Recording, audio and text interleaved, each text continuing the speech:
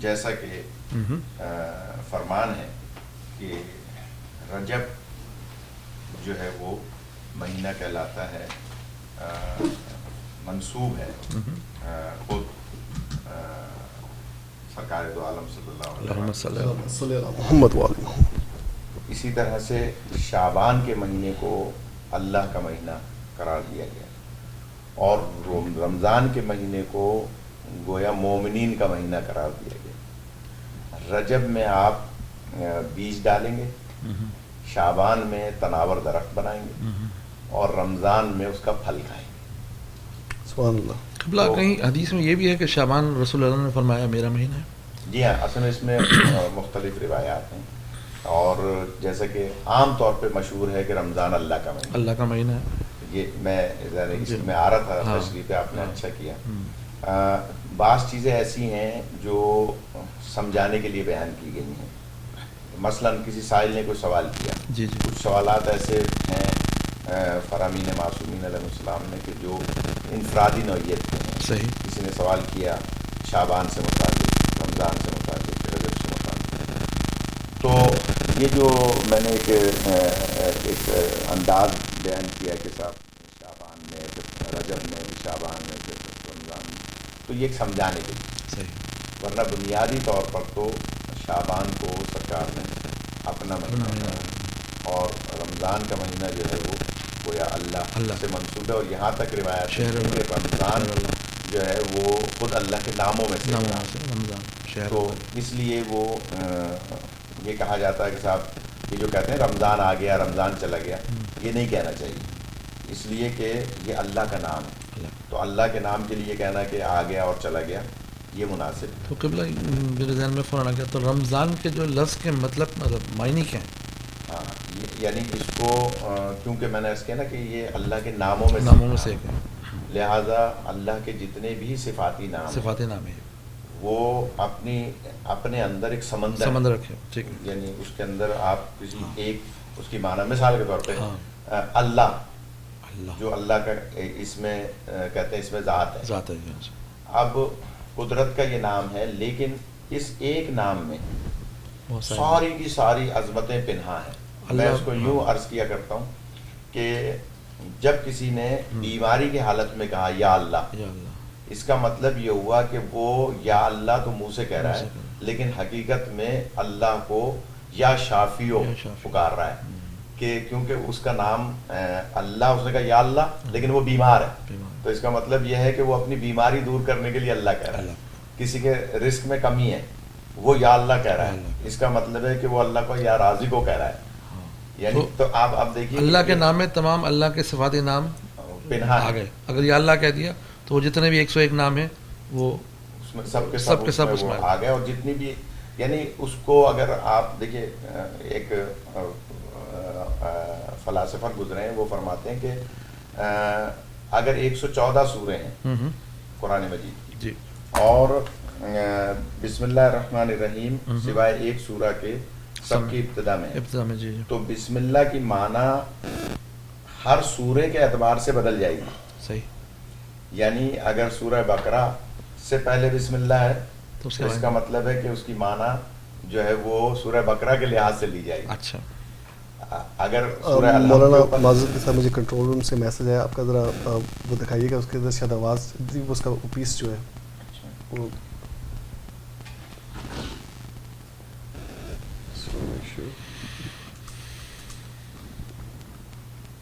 تو اس لحاظ سے آپ کا فون ٹرن آف ہے؟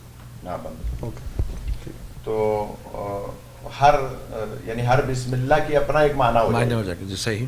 تو اسی طرح سے جامع معنی ہے. تو رمضان المبارک سے ہمیں فیوز و برکات حاصل کرنے اور اس مہینے کے جو مسائل ہیں، میں خاص طور پہ اپنے ناظرین کی خدمت میں عرض کروں گا کہ بہت سارے ایسے مسائل ہیں کہ جن کا لوگوں کو علم نہیں ہے. وہ لا علمی میں بغیر معرفت کے روزہ رکھ رہے ہیں، تو وہ بھوک و پیاس ہو جائے گا. صحیح. معرفت یعنی معرفت کے ساتھ جو بھی بات کی جائے گی اس کا ثواب زیادہ ظاہر، جتنا گڑ ڈالیں گے اتنا میٹھا ہوگا. ہاں صحیح. قبلہ سے قبلہ آپ کچھ رمضان کے حوالے سے کچھ کہنا چاہیں تو؟ رمضان ایک ایسا مہینہ ہے کہ خداوند کریم خود قرآن میں ارشاد فرما رہے ہیں کہ شہر رمضان الذی انزل فیہ القرآن، ماہ مبارک رمضان جس میں قرآن کا نزول ہوا ہے. تو قرآن چونکہ جس طرح قبلہ صاحب نے فرمایا ہے کہ جامع، اس میں اللہ جامع ہے تمام اسماء کا، ماشاءاللہ. اسی طریقے سے قرآن تمام علوم کا منبع مدرک ہے. بے شک. جیسا کہ ایک روایت میں بھی ہے کہ جب اگر آپ چاہتے ہیں کہ علم اولین و آخرین آپ کے پاس ہو تو آپ قرآن کی شناخت حاصل کریں. تو تمام علوم کا سرچشمہ قرآن ہے.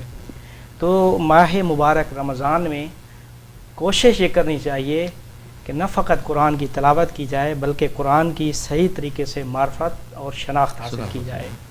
کیونکہ تنہا یہی شناخت ہی ہے، قرآن کی یہی شناخت ہی ہے کہ جس کے ذریعے سے ہم تمام مسائل کا حل، معاشرے کے تمام پیچیدگیوں کا حل قرآن میں موجود ہے. اور خود قرآن میں بھی یہ ارشاد ہوتا ہے کہ لا رطب ولا یابس الا فی کتاب مبین، کہ سب چیزوں کا علم قرآن میں موجود ہے. البتہ بعض لوگ یہ کہہ سکتے ہیں کہ جی فلاں چیز ہے اس کا علم تو قرآن میں نہیں ہے، فلاں ہے چیز ہے اس کا تو قرآن میں علم نہیں ہے. لیکن اس کے جواب میں جیسا کہ خود علامہ طباطبائی صاحب کا نظریہ ہے کہ قرآن میں ایک تعویل ہے، ایک قرآن کی تفسیر ہوتی ہے، ایک تعویل ہوتی ہے. تو تعویل کا جو معنی انہوں نے لیا ہے کہ قرآن نے آپ کے سامنے اصول بیان کیے ہیں، تو یہ اصول اور یہ قواعد ان کی جو تطبیق ہے، ان کو جو منطبق کرنا ہے، یہ انطباق اس کا علم کہ فقط جس کے بارے میں قرآن میں بھی ارشاد ہوتا ہے کہ لا یعلم تاویلہ الا اللہ والراسخون فی العلم، کہ اللہ اور راسخون فی العلم قرآن کی تعویل کا علم جانتے ہیں. تو یہ تعویل وہی تعویل مراد ہے کہ یہ سارے قواعد اصول قرآن میں خدا نے بیان کر دیے ہیں. اب ان قواعد اور ان اصول کی دقیق جو ہے گہری تطبیق وہ انسان کامل اور امام زمان کے، ہر زمانے کے امام کے پاس موجود ہے. تو اسی وجہ سے قرآن کو ہر زمانے میں ایک مفسر کی ضرورت رہی ہے. لہٰذا قرآن کو بغیر مفسر کے سمجھنا یہ درست نہیں ہے. قرآن کو ہر جگہ سمجھنے کے لیے تفسیر کی ضرورت ہے، مفسر کی ضرورت ہے. اسی وجہ سے پیغمبر نے ارشاد فرمایا کہ میں تم میں 2 گراں قادر چیزیں چھوڑ کے جا رہا ہوں، ایک قرآن اور ایک اہل بیت. کیونکہ ان کا آپس میں ایک ایسا تعلق ہے کہ جو جدا ہونے والا نہیں ہے. قرآن، اہل بیت، یہ قرآن کا وجود عینی ہے اور قرآن اہل بیت کا وجود کتبی ہے. تو لہذا یہ ایک دوسرے سے جدا نہیں ہے اور یہ تا قیامت اپنے ساتھ ہوں گے، ایک دوسرے کے ساتھ ہوں گے. اور اہل بیت کی شناخت قرآن کی شناخت ہے، قرآن کی شناخت اہل بیت کی شناخت ہے.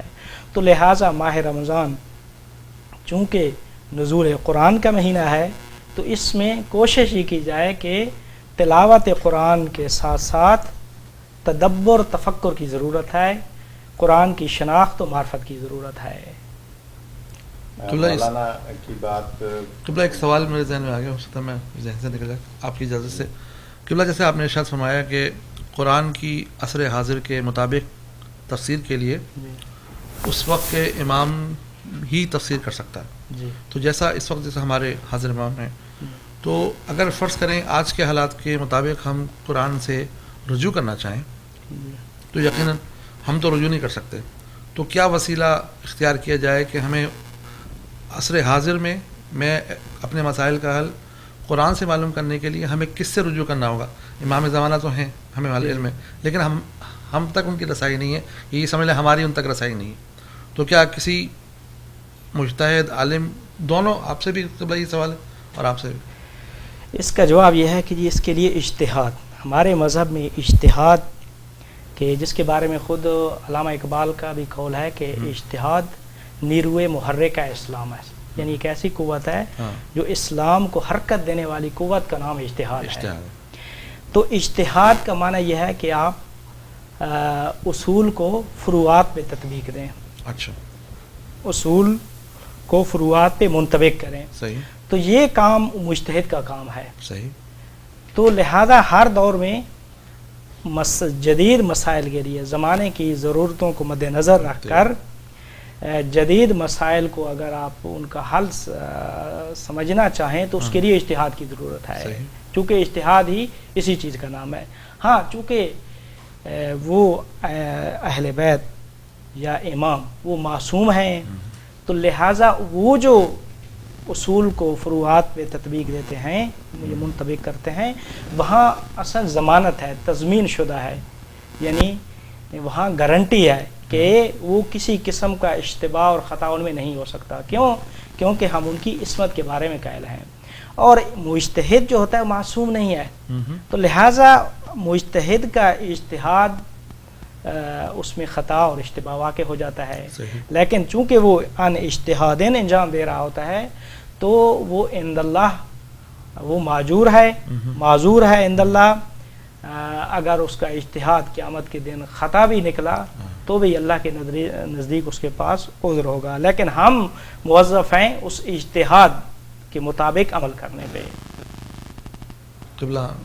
بہت اچھی تفصیلی مولانا نے فرما دی۔ میں صرف اس کو اس آسان الفاظ میں یہ عرض کروں گا کہ دیکھیے قرآن مجید میں جیسے کہ مولانا نے فرمایا کہ کچھ متشابہ آیات ہیں، کچھ محکم متشابہ آیات اس وقت تک سمجھ میں نہیں آ سکتی جب تک ان کے دروازے پر نہ آئیں جن کے گھر میں قرآن۔ صحیح۔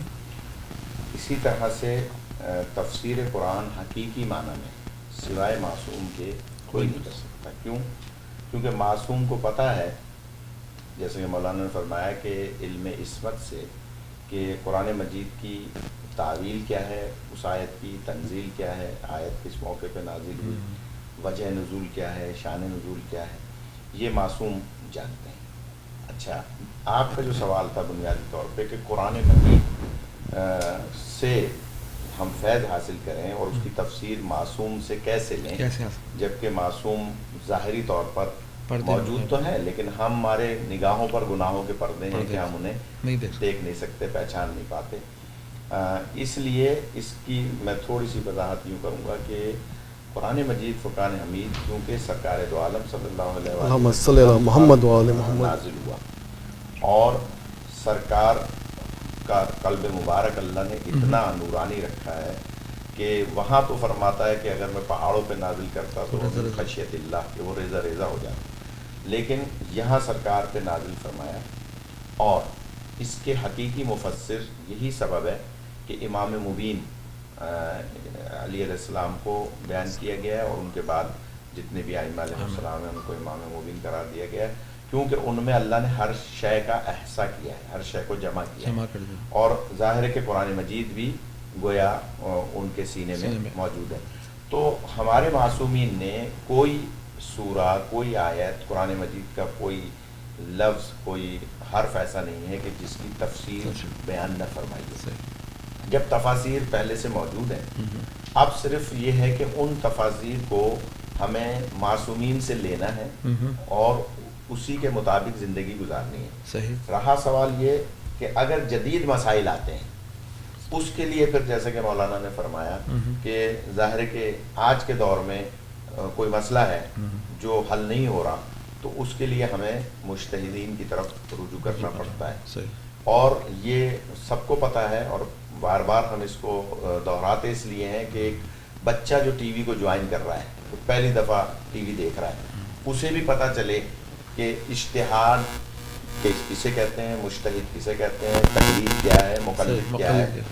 تو یہ اس لیے ہم بار بار دہراتے ہیں کہ فروعات دین میں، اصول دین میں نہیں، اصول دین میں تقلید حرام ہے، اس لیے کہ تقلید کا تعلق ہے جیسا کہ مولانا نے فرمایا کہ مجتہد ہیں اور ان کی تقلید کی جائے گی۔ اچھا، ہمارے یہاں ایک اور بھی بیماری پیدا ہو رہی ہے کہ بعض لوگ یہ کہہ دیتے ہیں کہ صاحب میں تو امام کی تقلید کرتا ہوں، تو میں ان کی خدمت میں عرض کروں گا امام کی تقلید ہوتی ہی نہیں ہے.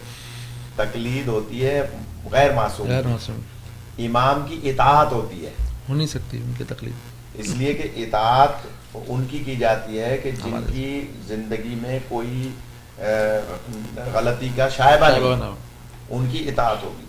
اور تقلید اسی لیے فروعات دین میں ہے کہ اس میں مسائل, آپ کی مثال کے طور پہ آج سے پہلے اجازت نہیں تھی کہ آپ انہیرر لے سکتے ہیں رمضان میں, انجیکشن لگوا سکتے ہیں ایسا کہ جس سے آپ کی غذا نہ پہنچ رہی ہو, دوا پہنچ رہی ہو, پہلے نہیں تھی اجازت. لیکن تقلید اور اجتہاد اسی کا نام ہے کہ مجتہد موقع کو دیکھ کر, ماحول کو دیکھ کر, مسئلے کو دیکھ کر اس کا حل پیش کرے گا. لیکن مجتہد کبھی یہ نہیں کہے گا کہ امام 12 نہیں 13 ہیں. مجتہد کبھی یہ نہیں فرمائیں گے کہ توحید میں جو ہے وہ عدالت نعوذ باللہ نہیں ہے.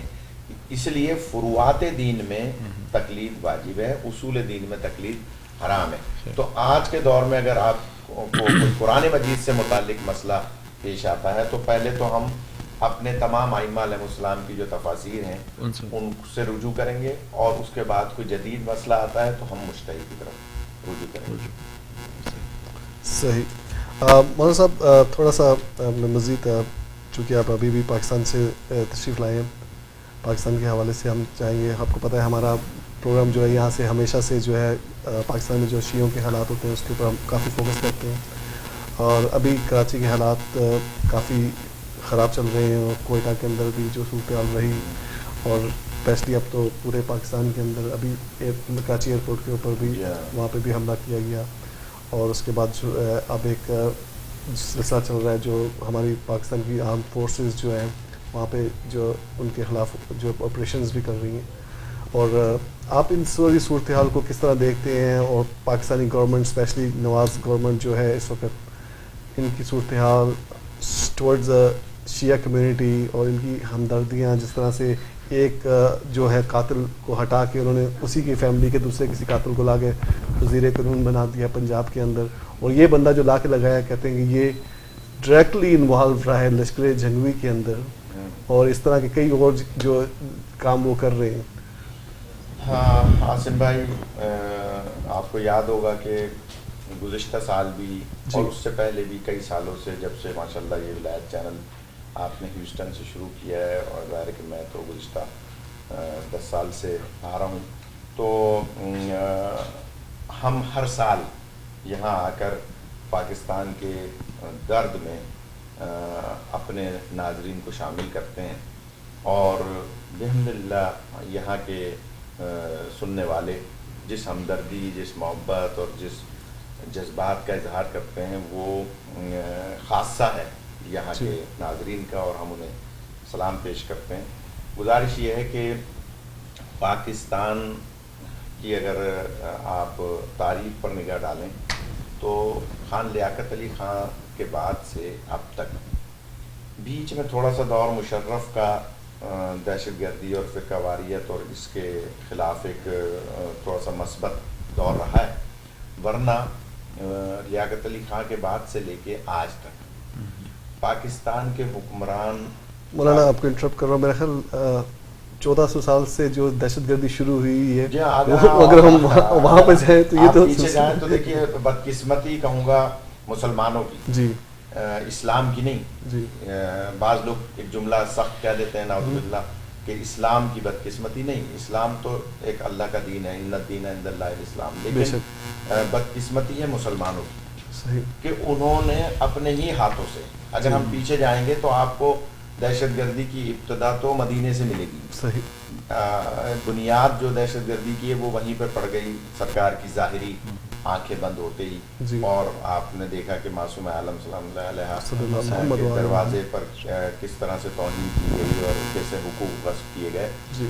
ہم تو یہ کہتے ہیں, اگر اس پہ تھوڑا سا میں, آپ نے مجھے اب پیچھے دھکیل ہی دیا ہے, تو میں عرض کروں گا کہ جب سرکار نے فتح مکہ فرمایا, اور مکہ فتح فرمایا کہ آپ ابھی مکے شہر میں داخل نہیں ہوئے تھے کہ شہر کے باہر, کیونکہ 10,000 کا لشکر آپ کے ساتھ تھا, تو ادھر مکے شہر کے اندر ایک کفر کا نمائندہ تھا آہا اور ایک اسلام کا اسلام کا نمائندہ نمائندہ جی تو جو کفر کا نمائندہ تھا وہ ابو سفیان ابو سفیان اور جو اسلام کے نمائندے تھے وہ حضرت عباس بن عبد المطلب تھے. تو سرکار شام کے ٹائم مکے پہنچے تو آپ نے اپنے لشکریوں سے فرمایا کہ آپ مکے کی پہاڑیوں پہ پڑاؤ ڈال دیں اور اپنے کھانے کا انتظام کریں, غذا کا انتظام کریں, اور ہم کل صبح مکہ فتح کریں گے. اور جب آپ مکہ مکرمہ تشریف لائے تو آج بھی وہ جگہ موجود ہے, وہاں مسجد بنی ہوئی ہے مسجد رایت کے نام سے. جی تو آپ نے وہاں علم گاڑا مکے میں اور فتح حاصل کی, یہ دوسرے دن. لیکن شام کو جب وہاں پڑاؤ ڈالا تو مکے شہر میں, کیونکہ آپ جانتے ہیں کہ پہاڑی شہر ہے, جی ایک پہاڑی پر آ کر ابو سفیان گھوڑے پہ سوار کھڑا ہوا اور اس نے آ کر ایک طائرانہ نگاہ ڈالی باہر. صحیح. اتنا بڑا لشکر. ادھر سے حضرت عباس گھوڑے پہ سوار وہاں پہنچے, حضرت عباس بن عبد المطلب. جب وہاں پہنچے تو اس نے کہا کہ اے عباس, یہ تمہارا بھتیجا, یعنی حضور پاک صلی اللہ علیہ وآلہ وسلم سے متعلق کہتا ہے کہ یہ تمہارا بھتیجا ایک بہت بڑی حکومت لے کے آیا ہے. تو حضرت عباس نے اپنے گھوڑے کی گردن اس کے گھوڑے کی گردن میں گھسائی اور کوہنی اس کے سینے پہ ماری اور کہا کہ اے ابو سفیان, یہ میرا بھتیجا حکومت لے کے نہیں آیا, اسلام لے کر آیا. تو یہ بہت باریک بات ہے, اگر میرے ناظرین اس پہ غور فرمائیں تو حکومتی اسلام اور حقیقی اسلام کا پتہ آپ کو وہیں سے چلے گا. صحیح. کہ حکومتی اسلام کون سا ہے اور اسلام کی حکومت کون سی ہے. صحیح. تو وہاں ابو سفیان نے یہ بتلا دیا کہ اس کی نگاہ میں, اور پھر اب کہوں گا میں مسلمانوں کی بدقسمتی کے دوسرے ہی دن اس نے جو ہے ظاہری کلمہ پڑھ لیا اور اس کی اس زوجہ نے کلمہ پڑھ لیا کہ جو جگر جس نے چبانے کی کوشش کی حضرت حمزہ علیہ السلام کا, اور وہ اس تگودو میں لگ گئے کہ بس اب ہم حکومت میں کیسے جو ہے شامل ہوں, کیسے حصہ ہمیں ملے. اور وہی ہوا کہ جب سرکار کی ظاہری آنکھیں بند ہوئیں تو آپ نے دیکھا کہ یہ ابو سفیان آیا تھا مولا علیہ السلام کے پاس اور آ کر کہا تھا کہ آپ تلوار اٹھائیں, میں آپ کے ساتھ ہوں, یہ آپ کا حق تھا جو چھین لیا گیا. تو اب دیکھیے مولا نے کیا جواب دیا, اور سب سنتے ہیں مجالس میں کہ مولا فرماتے ہیں کہ تم اسلام کے خیر خواہ کب سے ہو. میں یہاں ایک باریک بات یہ عرض کرتا ہوں اپنے ناظرین کی خدمت میں کہ مولا نے تو جواب دے دیا اور وہ اپنا سا منہ لے کے شکست کھا کے چلا گیا, لیکن دوسرے ہی دن وہ اس شخصیت کے پاس پہنچا جس کے لیے مسلمان کہتے ہیں کہ بڑوں میں سب سے پہلے اسلام لائے, اور جب وہاں پہنچا جو کہ حاکم وقت بھی بن گئے تھے, اور اس کے پاس آ کر کہا کہ مجھے حکومت میں حصہ دو ورنہ علی کو میں تمہارے خلاف جو ہے نا تلوار اٹھانے پہ مجبور کروں گا. تو اب اگر واقعاً جو کہتے ہیں کہ صاحب اسلام قبول کیا تھا اور اس انداز سے قبول کیا ہوتا تو وہی جواب دیتے جو مولا علی نے دیا تھا کہ تم اسلام کے خیر خواہ کب سے ہو گئے. لیکن وہاں کیا جواب دیا کہ بتاؤ کیا چاہیے. تو میں تو اکثر کہا کرتا ہوں کہ جو پاکستان کی سیاست ہے, بریف کیس کی سیاست ہے, رشوت کی سیاست ہے, ہارس ٹریڈنگ کی سیاست ہے, یہ جو وہاں صرف مال بناؤ اور حکومت کرو اور پھر ملک سے منتقل کر کے پیسہ اور ملک سے چلے جاؤ, یہ سیاست شروع ہی وہیں سے ہوئی ہے جہاں سے بنیادی خرابی پیدا ہوئی. تو میں عرض کروں گا عاصم بھائی کہ اگر ہم حقیقی معنی میں منصف مزاج بن کر ایک عام مسلمان کہ جو کسی سنی گھر میں پیدا ہوا, کسی شیعہ گھر میں پیدا ہوا, کسی بریلوی گھر میں پیدا ہوا, دیوبندی گھر میں پیدا ہوا, اس کو فکر کرنی چاہیے, غور کرنا چاہیے کہ آخر خرابی کہاں سے پیدا ہوئی. تو اگر آپ خرابی کی بنیاد پہ پہنچ جائیں گے تو حقیقت سامنے آ جائے گی. اسی کو اگر آپ تاریخ کے اوراق کو پلٹتے جائیں اور آ جائیں پاکستان کی آج کی حالت پر, تو یہ بنیادی خرابی وہیں سے چلی ہے جو ہوتی آج پاکستان میں آپ دیکھ رہے ہیں کہ کوئی اصول نہیں ہے, کوئی قواعد و ضوابط نہیں ہے. جی. کوئی قانون نہیں ہے. جس جمہوریت کو ہم کہتے ہیں کہ یہ جمہوری حکومت ہے, جمہور کا مطلب ہے عوام, جمہوری عوامی حکومت, تو عوامی حکومت آپ کو کہیں نظر نہیں آئے گی پاکستان میں. کیوں؟ آپ, میں چیلنج کرتا ہوں, عوام کے کوئی ایک بنیادی حقوق میں سے دکھا دیں. یہ لوگ جو جمہوریت کا ماضی کی حکومت زرداری صاحب کی یہ کہتی ہوئی چلی گئی کہ ہم نے جمہوریت کو مستحکم کیا. جمہوریت کو مستحکم کرنے کا مطلب ہے عوام کو مستحکم کیا. عوام کا تو خون نوچا گیا ہے. عوام کی بنیادی جو ضرورت ہے بلدیاتی الیکشن, وہ نہ ماضی کی حکومت نے کرا ہے نہ یہ حکومت کرا رہی ہے. تو یہ جو الیکشن ہے جس کو یہ جمہوریت کا نام دے رہے ہیں, جس میں ان کی بھاری ان کی کہہ لیجیے کہ ان کو مراعات حاصل ہیں اور ان کو گویا کوٹا ملا ہوا ہے کہ اتنے لاکھ روپے فلاں رکن اسمبلی کو, اتنے کروڑ روپے فلاں رکن اسمبلی کو.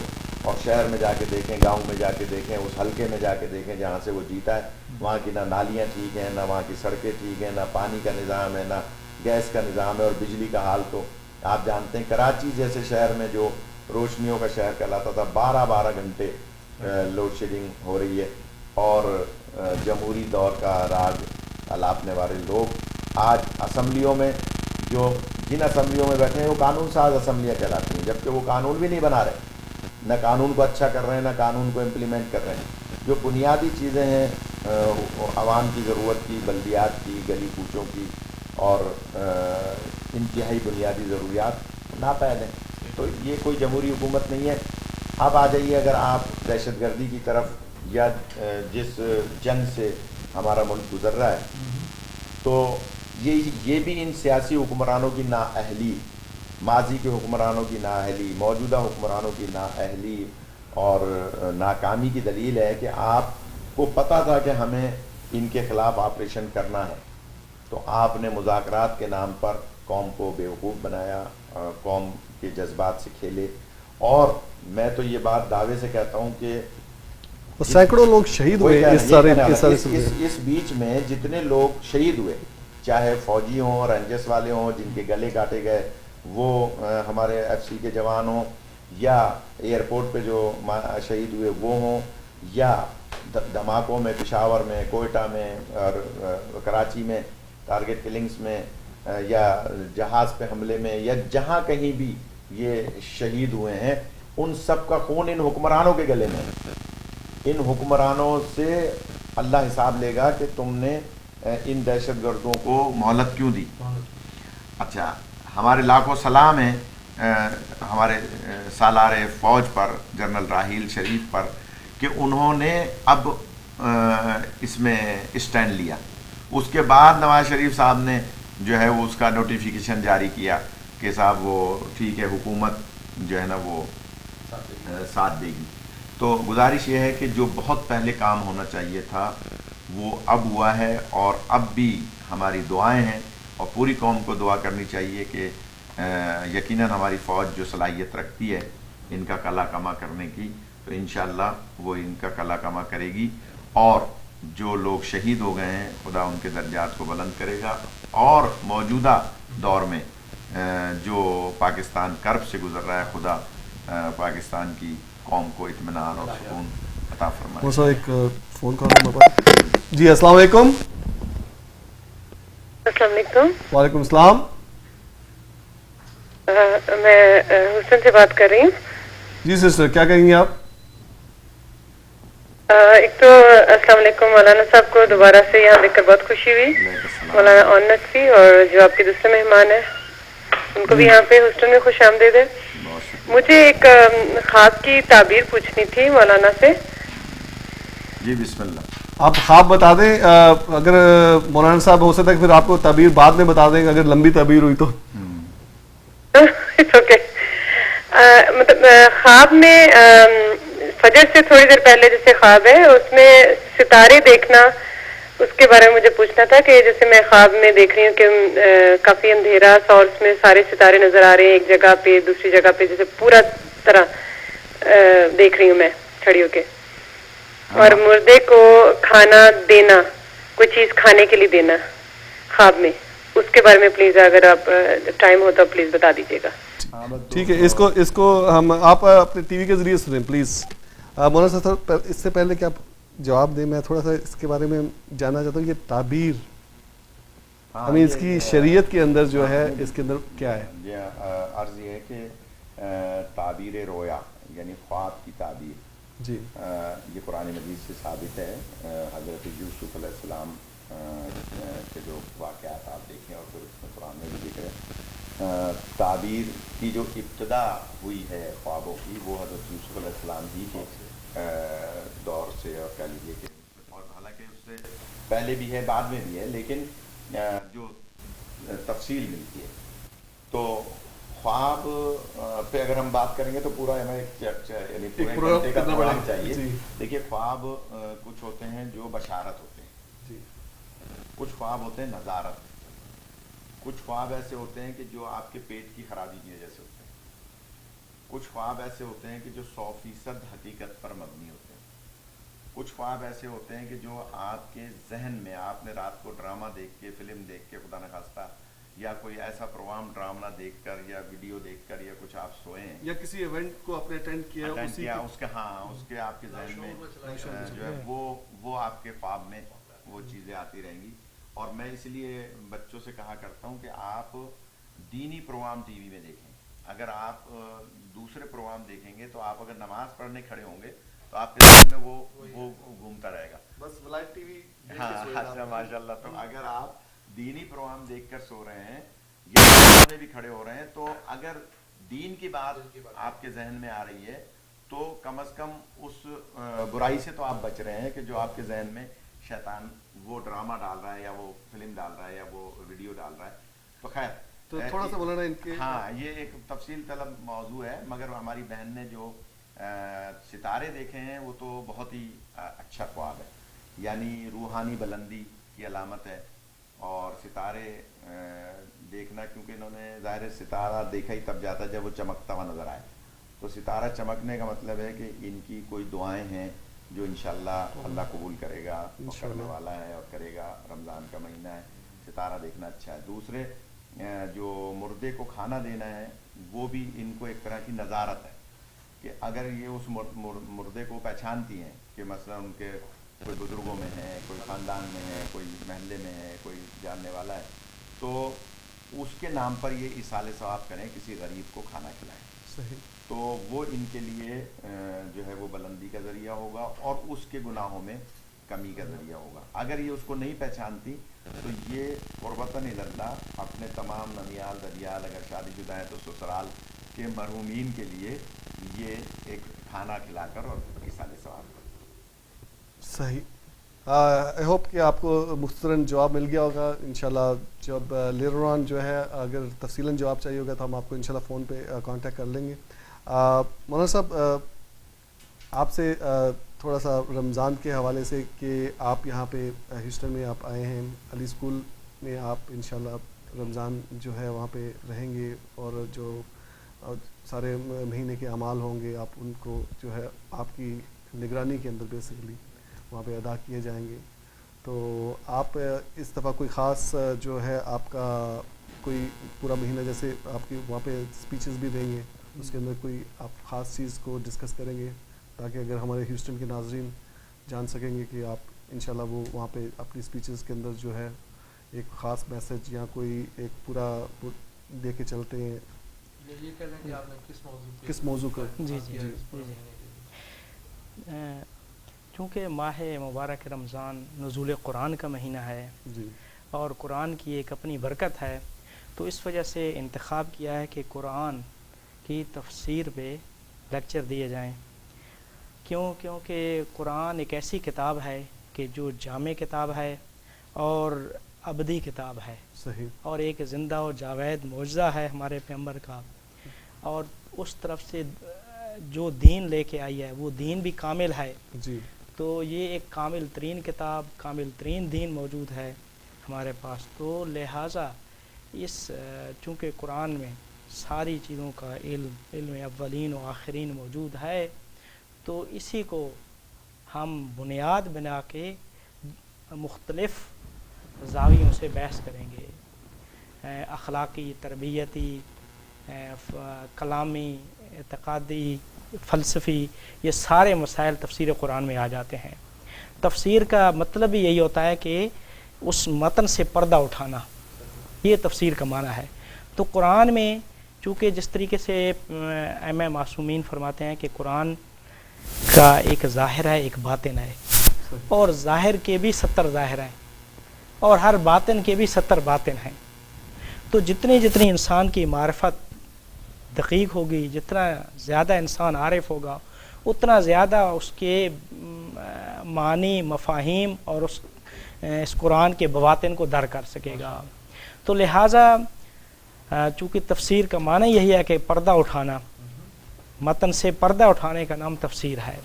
تو ہم کوشش کریں گے کہ اپنی معرفت کے مطابق، اپنے علم کی اندازے کے مطابق جتنا ہو سکے گا اس پورے مہینے میں قرآن کریم کی بعض آیات، بعض صورتوں سے پردہ اٹھانے اور تفسیر کرنے کی کوشش کریں گے، تاکہ اس ماہ مبارک میں جو کہ نزول قرآن کا مہینہ ہے، ہم یہ چاہیں گے کہ لوگ زیادہ سے زیادہ اس قرآن سے آشنا ہو سکیں، نہ فقط قرآن کی تلاوت بلکہ تلاوت کے ساتھ ساتھ قرآن میں تدبر، تفکر اور غور کریں.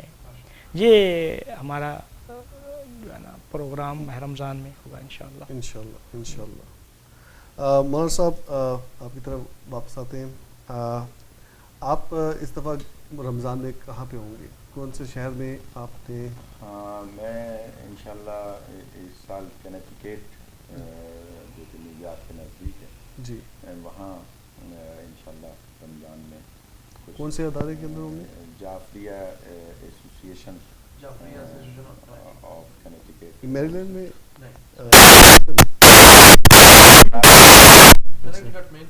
کنیکٹیکٹ کیونکہ اچھا بڑا شہر ہے. میں پچھلی دفعہ بھی وہاں کچھ مجالس پڑھنے گیا تھا جی، اور ماشاءاللہ مومنین تو سب جگہ ہی اچھے ہوتے ہیں، لیکن وہاں میں نے دیکھا کہ کچھ نئے تجربے ہوئے.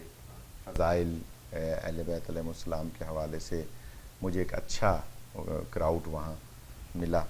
اور میں ہیوسٹن اس لیے پہلے آیا کہ یہاں کے مومنین اور یہاں کے عزادار اور ہمارے بہت سارے بزرگ یہاں پر ایسے ہیں جن سے ہمیں بہت زیادہ، ہمارے پرویز نقوی صاحب ہیں، ہمارے قمر نقوی صاحب ہیں، سیدین صاحب ہیں اور ڈاکٹر حسن ہیں. بہت سارے ہمارے یہاں بزرگ ایسے ہیں جو انتہائی محبت کرتے ہیں. سلمان صاحب ہیں ادھر، آپ کے تقریباً جتنے بھی یہاں سینٹرز ہیں وہ سبھی محبت والے لوگ ہیں. اور ہیوسٹن کو یہ ایک فضیلت حاصل ہے کہ یہ لشکری شہر ہے.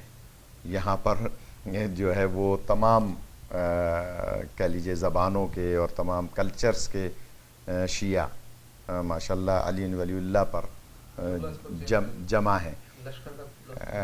لشکر اس معنی میں کہ جیسے لشکری زبان اردو ہے، اس معنی میں کہہ رہا ہوں. ماشاءاللہ لشکر سے مراد یہ نہیں ہے کہ کوئی مطلب کوئی لڑنے والا لشکر، لیکن لشکری زبان یعنی ایک کہہ لیجیے جیسے اردو زبان مجموعہ ہے محبتوں کا اور گلدستہ کہہ لیتے ہیں، گلدستہ ہے مولا کی ولایت کا. تو میں اس لیے پہلے یہاں پر حاضر ہوا اور یہاں ان 2 دنوں میں کافی حضرات سے ملاقاتیں ہوئیں.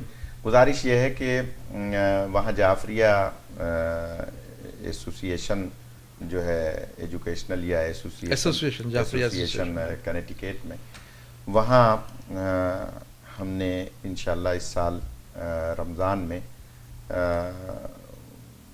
چونکہ رمضان کا مہینہ جیسے کہ مولانا نے فرمایا قرآن مجید کے نزول کا مہینہ ہے. اور ایک بات اپنی ناظرین کی خدمت میں عرض کروں کہ صرف قرآن مجید ہی کے نزول کا مہینہ نہیں ہے. تورات بھی اسی مہینے میں نازل ہوئی، زبور بھی اسی مہینے میں نازل ہوئی، انجیل بھی اسی مہینے میں نازل ہوئی. یعنی چاروں آسمانی کتابیں جو ہیں وہ اسی مہینے میں نازل ہوئی. اس لیے جو منسوخ ہو گئیں، جن پہ عمل منسوخ ہو گیا، تینوں آسمانی کتابیں، جو کچھ ان تینوں آسمانی کتابوں میں ہے وہ قرآن مجید میں موجود ہے. اس لیے ہم جب ذکر کرتے ہیں تو قرآن مجید کا ذکر کرتے ہیں. اور یقیناً اس مہینے میں ایک آیت پڑھنے کا ثواب پورے قرآن مجید کا ثواب ہے. لہٰذا جب ہم رمضان کی بات کرتے ہیں، ماہ صیام کی بات کرتے ہیں، تو پھر ہم قرآن مجید کی بات زیادہ اس لیے کرتے ہیں کہ یہ گویا کہہ لیجئے کہ قرآن مجید کی بہار کا مہینہ ہے، اسلام کی بلندی کا مہینہ ہے، اعمال کی قبولیت کا مہینہ ہے. اس مہینے میں قدرت کی جو رحمتیں اور برکتیں ہیں وہ پہلے سے زیادہ ہوتی ہیں، کیونکہ معصوم کا فرمان ہے کہ جو شخص رمضان کا مہینہ پالے اور اس کے دامن میں کوئی گناہ رہ جائے تو اس سے بڑا بدقسمت کوئی نہیں. جو شخص والدین کو پالے اور اس کے دامن میں کوئی گناہ رہ جائے اس سے بڑا بدقسمت کوئی نہیں. جو شخص عرفات کو پالے اور اس کے دامن میں کوئی گناہ رہ جائے تو اس سے بڑا بدقسمت کوئی نہیں. لہذا رمضان کا مہینہ جس نے پا لیا اس نے سب کچھ پا لیا. تو انشاءاللہ قرآن مجید ہی سے گویا استنباط کرتے ہوئے فرامین معصومین علیہ السلام کی روشنی میں جو ظاہر ہے کہ میں یا مجھ جیسا کوئی طالب علم تفسیر کیا کرے گا، صرف ہم نقل کر سکتے ہیں. فرامین معصومین کو، تفسیر معصوم کو ہم نقل کر سکتے ہیں. لیکن میں یہاں خاص طور پہ گزارش کروں گا سننے والوں کی خدمت میں کہ اس مہینے میں اپنے آپ کو ایسا بنا لیں کہ جیسا اللہ چاہتا. اس لیے کہ جب آپ نے رمضان میں روزے رکھے تو صرف روزہ آپ کی بھوک و پیاس کا نہیں ہونا چاہیے، روزہ آپ کی آنکھوں کا بھی ہونا چاہیے، آپ کے کانوں کا بھی ہونا چاہیے، آپ کی زبان کا بھی ہونا چاہیے، آپ کے اعضاء و جوارح کا بھی ہونا چاہیے. آپ کے اعضاء و جوارح سے ظاہر ہونا چاہیے کہ آپ روزے سے ہیں. صرف پانی نہیں پیا، کھانا نہیں کھایا، کسی جگہ ایسی جگہ پہنچ گئے جہاں دوسرے لوگ تھے اور انہوں نے آپ کو پانی پیش کیا، کھانا پیش کیا، آپ نے نہیں کھایا اور ان کو کہا کہ میں روزے سے ہوں. نہیں، آپ کے اعضاء و جوارح بتائیں کہ وہ کہے کہ بھئی یہ روزے سے. تو اس لیے انشاءاللہ جتنے بھی دنیا بھر سے مجھ جیسے طالب علم آتے ہیں اور وہ مختلف شہروں میں جا کر تبلیغ کرتے ہیں تو ان کا مطمع نظر صرف اور صرف قرآن مجید، تعلیمات اہل بیت علیہ السلام کی روشنی میں بیان کرنا ہوتا ہے. اور یقیناً بہت اچھا موقع ہے مومنین کے لیے کہ وہ مولانا صاحب ہیں اور علماء بہت سارے آئے ہوئے ہیں، میں تو ایک طالب علم ہوں، ان سے فائدہ حاصل کریں، سوال کریں. یہ جو آپ پروگرام کرتے ہیں ہم دل سے آپ کے لیے دعا دیتے ہیں کہ معصوم فرماتے ہیں کہ علم ایک تالا ہے، قفل ہے، لیکن اس کی چابی جو ہے وہ سوال میں. تو اگر آپ سوال نہیں کریں گے تو وہ تالا کھلے گا کیسے؟ علم کھلے گا کیسے جب تک آپ سوال نہیں کریں گے؟ تو ماہ سیام میں چاہے وہ علی اسکول کے بچے ہوں، چاہے وہ IEC کے بچے ہوں، چاہے المرتضیٰ کے ہوں، چاہے الغدیر کے ہوں، چاہے اور جو آپ کے یہاں سینٹرز ہیں یا دنیا بھر میں اہل بیت ہے یا در عباس ہے یا اور آپ کے امریکہ، کینیڈا، برطانیہ میں سینٹرز ہیں، امام بارگاہ ہیں، وہاں کے مومنین کو چاہیے کہ وہ مولانا کو خالی نہ چھوڑیں، درس کے بعد بھی بٹھا لیں، گھیر لیں اور ان سے سوال کریں کہ بھائی آپ اتنی دور سے تشریف لائے ہیں، اللہ نے آپ کو علم عطا کیا ہے، اور سوالات بھی ایسے ایسے قائم کریں کہ جو واقعی سوال ہو. آج کے دور میں ایک اور مرض پیدا ہو گیا ہے کہ سوال پوچھنے کے لیے نہیں کرتے، جانچنے کے لیے کرتے ہیں. تو اگر آپ پہلے سے سوال جانتے ہیں، اس کا جواب جانتے ہیں، تو آپ وقت ضائع نہ کریں. آپ ایک آنے والے مولوی کا امتحان نہ لیں. آپ نہیں جانتے تو سوال کریں، اور سوال جاننے کے لیے کریں، جانچنے کے لیے نہ کریں. کیوں کہ اب ہمیں دنیا بھر میں جاتے ہوئے یہ تجربہ ہو گیا ہے کہ بعض لوگ سوال ایسا قائم کریں گے جو 1000 دفعہ پوچھا جا چکا ہے اور اسی بندے نے بھول جاتا ہے، کیونکہ دروغ اور حافظہ نباشد جو جھوٹا ہوتا ہے اس کا حافظہ نہیں ہوتا. وہ مولوی کا امتحان لینے کے لیے سوال کر رہا ہوتا ہے، چوتھے دن پھر وہی سوال کر دیتا ہے، کیونکہ اس کا خلوص نہیں ہے اس سوال کے پوچھنے میں، جواب جانچنے میں، صرف تذلیل کرنا مقصد ہے، تنگ کرنا. تو میں یہ بھی گزارش کروں گا کہ اپنے اندر جو ہے وہ اخلاق اور کردار کو بلند کرنا ہے. علماء اور مجھ جیسے طالب علم جو یہاں کچھ دینے آتے ہیں ان سے کچھ لینا ہے، نہ کہ اچھا. بہت سارے یہ بھی ایک گزارش کر دوں، میں کیونکہ بات کرتا ہوں زمینی حقائق کی، میں آپ جانتے ہیں میرا مزاج کہ میں ممبر پہ اس چیز کو ٹوک دیتا ہوں جو میں سمجھتا ہوں کہ یہ خلاف شرع اور خلاف مذہب اہل بیت ہے کہ آج کے دور میں جو سینٹرز کے اپنے جھگڑے ہیں ان میں مولویوں کو جو ہے نا بیچ میں انوالو کرتے ہیں اور ان سے اس قسم کے سوالات کر کے اور ان سے بات انہوں نے کی ہوتی ہے کسی اور پیرائے میں اور جا کر دوسرے سینٹرز میں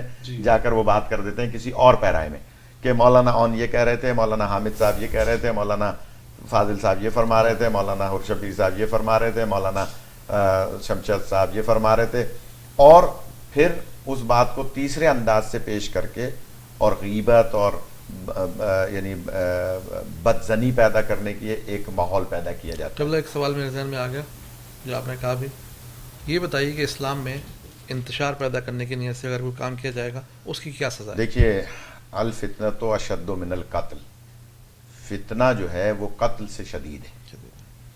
اسی لیے جب ہم سے لوگ روحانی کوئی سوال کرتے ہیں یعنی عملیات سے متعلق کہ جناب اس کے اوپر نظر بد ہے یا اس کی کوئی شادی کی بندش ہوئی بھی ہے یا اس کے اوپر یہ ہوا ہے, اور وہ مختلف علوم ہیں جو علم رمل ہے, علم الاعداد ہے, علم نجوم ہے, یہ تمام علوم فیض حاصل کرنے کے لیے ہیں, لیکن ان علوم پر 100% یقین رکھنے کی منع ہے. تو اگر کوئی ایسی چیز نکل بھی آتی ہے کہ جناب اس میں فلاں نام کا یا فلاں چہرے کا اور فلاں شکل و شباہت کا بندہ ملوث ہو سکتا ہے, تو منع ہے شدید کہ آپ اس کی نشاندہی نہیں کر سکتے کیونکہ فتنہ ہو جائے گا. تو انتشار پیدا کرنے کے لیے اگر کوئی بھی عمل کیا جاتا ہے تو اس کی بنیاد ہی فساد پیدا کرنا, اور جس کی بنیاد فساد پہ ہو ظاہر ہے کہ دین اسلام اس کی مذمت کرتا ہے. یعنی آپ کا کہنے کا مطلب قتل کے برابر ہے. قتل کے اگر جیسا اگر آپ نے انتشار پیدا کرنے کے لیے کوئی گفتگو کوئی بھی عمل کیا, کوئی بھی دیکھیں ایسا عمل معصوم کا فرمان ہے کہ جب آپ محفل میں بیٹھیں تو اپنے زبان کی حفاظت کریں, جب آپ نماز میں کھڑے ہوں تو اپنے دل کی حفاظت کریں, جب آپ گھر سے باہر نکلیں تو آنکھوں کی حفاظت کریں, جب آپ دسترخوان پہ بیٹھیں تو اپنے حلق کی حفاظت کریں. 70 حفاظت کے فرامین ہیں. تو گزارش یہ ہے کہ اگر آپ محفل میں بیٹھ کر کوئی ایسی بات کر رہے ہیں جس سے کسی اور مومن کی, کسی اور محب اہل بیت کی تذلیل ہو رہی ہے یا توہین ہو رہی ہے یا اس کی وجہ سے کسی اور پر منفی اثر پڑ رہا ہے, اس کا مطلب ہے کہ آپ فساد برپا کر رہے ہیں. اپنی زبان کی حفاظت کریں. مولا فرماتے ہیں نہج البلاغہ میں کہ انسان اپنی زبان کے نیچے چھپا ہوا ہے, جب تک خاموش ہے بہت دانشور سمجھا جا رہا ہے, جہاں بولے گا پتہ چلے گا کہ لعنت کہہ رہا ہے یا نالت کہہ رہا ہے. آپ کے معاشرے میں ایسے آپ کو بہت سارے معززین ملیں گے جو یعنی شکل و شباہت میں معزز ہیں, لیکن جب وہ لعنت کا لفظ کہہ رہے ہوں گے تو نالت کہہ رہے ہوں گے, تو پتہ چل جاتا ہے کہ کتنا جو ہے نا دانشور ہے. تو وہی بات ہے کہ مولا فرماتے ہیں کہ آپ اپنی زبان کے نیچے چھپے ہیں. تو انتشار ظاہر ہے کہ فتنہ ہے, اور فتنہ قتل سے زیادہ سخت ہے. صحیح. ناظرین اسی کے ساتھ ہم چاہیں گے کہ آپ ہمیں کالز کریں. ہمارے پاس 2 عالم دین یہاں پہ موجود ہیں, اور اگر آپ کے دماغ میں کوئی کویسچن ہو رمضان کے حوالے سے اور کسی بھی حوالے سے, تو ہمارے پاس اس وقت کئی دہائیوں کا علم جو ہے ہمارے سامنے, جو انہوں نے اتنے سال اپنی محنت کی ہے, اتنا علم حاصل کیا ہے. آپ کے پاس موقع ہے, آپ ہمیں کال کر سکتے ہیں. آپ کا کوئی بھی کویسچن ہو آپ انشاءاللہ ہم ان سے چاہیں گے کہ وہ آپ کو جواب دیں. مولانا جی کچھ کہنے میں. ہاں میں یہی عرض کر رہا تھا کہ جو ناظرین پروگرام دیکھ رہے ہیں ان سے گزارش یہ ہے کہ خاص طور پہ رمضان سے متعلق, کیونکہ یہ جو مہینہ آ رہا ہے اس میں بہت سے ایسی جگہیں ہیں جہاں پر آپ ٹی وی تو دیکھ رہے ہیں لیکن وہاں شاید کوئی مولانا نہ ہو, سینٹرز نہیں ہوتے, سینٹرز نہ ہو, شاید وہاں کوئی بتانے والا نہ ہو. اس لیے یہ بہت بڑی نعمت ہے. ولایت چینل یا اور جو دینی چینلز ہیں بہت بڑی نعمت ہے, تو آپ ان سے فائدہ حاصل کریں. یعنی ایک کال ہی آپ کی خرچ ہوگی نا, اور اس میں کوئی اتنا زیادہ مسئلہ نہیں ہے, تو اس لیے سوال قائم کریں اور جاننے کے لیے کہ بھئی ہمارے ساتھ یہ مسئلہ ہو سکتا ہے.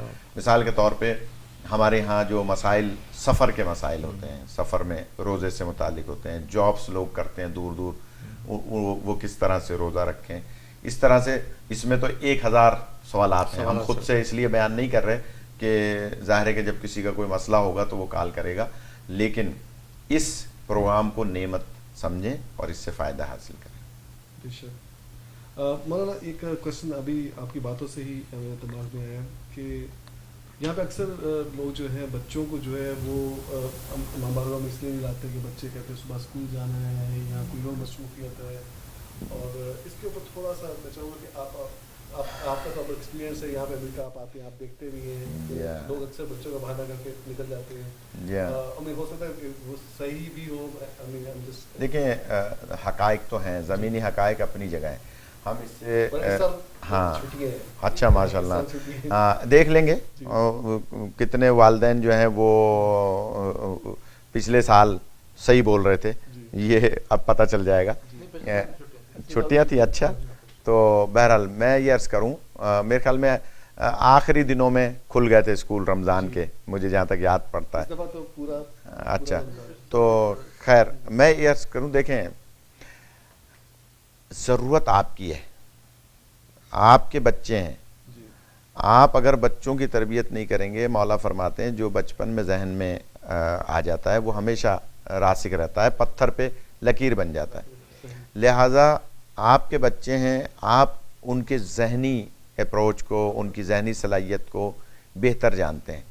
لہٰذا آپ کو یہ چاہیے کہ ان امام بارگاہوں میں، سینٹرز میں جہاں واقعی آپ سمجھ رہے ہیں کہ بچوں کی تربیت ہو رہی ہے، یہ بھی بات ذہن نشین رکھیں کہ بعض سینٹرز میں جو گفتگو ہو رہی ہے وہ بچوں کی ذہنی سطح سے اوپر کی ہے.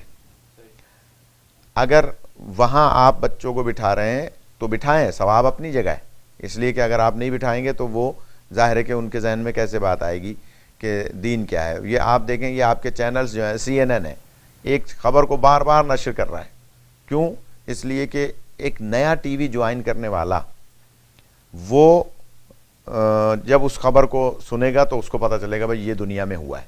اسی طرح سے یہ بچے جو مجلسوں میں آتے ہیں، محافل میں آتے ہیں، رمضان میں آتے ہیں، وہ چاہے تبرک کی لالچ میں آتے ہیں، چاہے وہ کھیلنے کودنے کی لالچ میں آتے ہیں، چاہے وہ اور دوستوں سے مل کر خوش ہونے کی لالچ میں آتے ہیں کہ چلو وہاں کھیلیں گے. بچوں کے ذہنوں میں یہی ہوتا ہے کہ وہاں جائیں گے، فلاں ملے گا، فلاں ملے گا، فلاں کے ساتھ کھیلیں گے.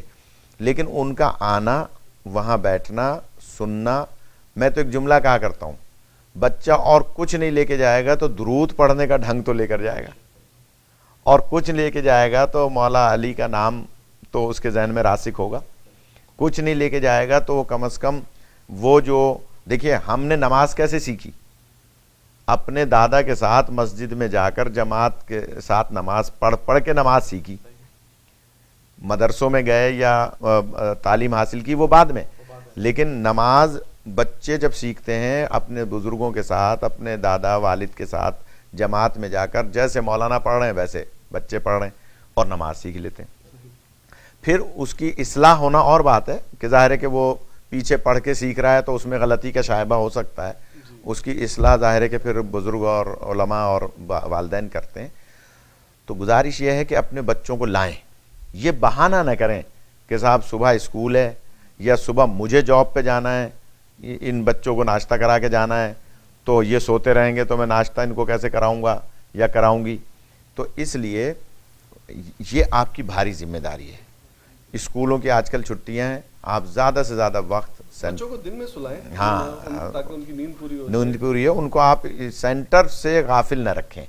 یہ آپ کے اوپر شرعی ذمہ داری بھی ہے، اخلاقی ذمہ داری بھی ہے. کیوں کہ وہ بچے آپ جانتے ہیں کہ پورا ہفتہ اسکول میں رہے ہیں، مثلاً 2 دن ہفتہ اتوار جو ہے نا وہ آ کے سینٹر میں 2 گھنٹے آ گئے، لیکن وہاں وہ گویا 8 گھنٹے 10 گھنٹے 12 گھنٹے ان لوگوں کے ساتھ رہ رہے ہیں کہ جو آپ کی کمیونٹی کے نہیں ہیں، آپ کے مسلک کے نہیں ہیں، آپ کے دین کے نہیں ہیں. ان کا کلچر کچھ اور ہے، اور بچہ بہت جلدی آبزرو کرتا ہے کسی اور کلچر کو. تو اس لیے والدین، اور میں تو ایک جملہ کہا کرتا ہوں کہ اگر والدین محب اہل بیت ہیں تو وہ بچوں کو اگر سینٹرز میں لے جا رہے ہیں تو وہ ڈائریکٹ جنتی ہیں، اس لیے کہ وہ بچوں کی وجہ سے اپنا وقت بھی دے رہے ہیں، انرجی بھی دے رہے ہیں، اپنی نیند بھی نہیں ہے، اپنا جاب بھی کر رہے ہیں اور بچوں کے لیے اپنا وقت صرف کر رہے ہیں. تو یہ ایک میں نے گویا اصلاحاً ایک بات کی کہ وہ جنتی ہیں، یعنی ان کی عظمت ہے. اور بہترین موقع ہے ان کے پاس، کیونکہ ہر سینٹر کے اندر ایون ایک نیا ٹیلنٹ آتا ہے دوسرے ملکوں سے علماء یہاں پہ آتے ہیں تو ان سے جتنا بھی فائدہ حاصل کر سکیں کرنا چاہیے. بالکل. مولانا آپ اس بارے میں کیا کہیں گے, اسپیشلی بچوں کے حوالے سے والدین کو کس طرح سے ان کے اوپر فوکس کرنا چاہیے, ان کو سینٹرز میں لانا چاہیے مسجدوں میں تاکہ وہ زیادہ سے زیادہ فائدہ حاصل کر سکیں؟ دیکھیں جی, بچے کا جو ذہن ہوتا ہے نا, یہ پختہ ذہن نہیں ہوتا جو ہے نا, اور مولا بھی فرماتے ہیں کہ ایک العلم فی الصغر کا نقش فی الحجر, جیسا کہ قبلہ صاحب نے فرمایا ہے کہ بچپنے کا جو علم ہے نا یہ پتھر پہ لکیر کھینچنے کے برابر ہے. تو اگر بچے کو ابھی سے دین کی تعلیم, دین کی تربیت نہیں دیں گے تو بعد میں جو ہے نا, جو ابھی تک تجربہ ہوا ہے وہ یہ ہے کہ بعد میں جا کے کم لوگ دین کی طرف آتے ہیں. تو ابتدا میں اگر آپ دین کی, جیسے کہتے ہیں نا, کیا کہتے ہیں, دین کی گھٹی نہیں پلائیں گے تو وہ بچہ کیسے آگے جو ہے نا وہ دین سیکھے گا.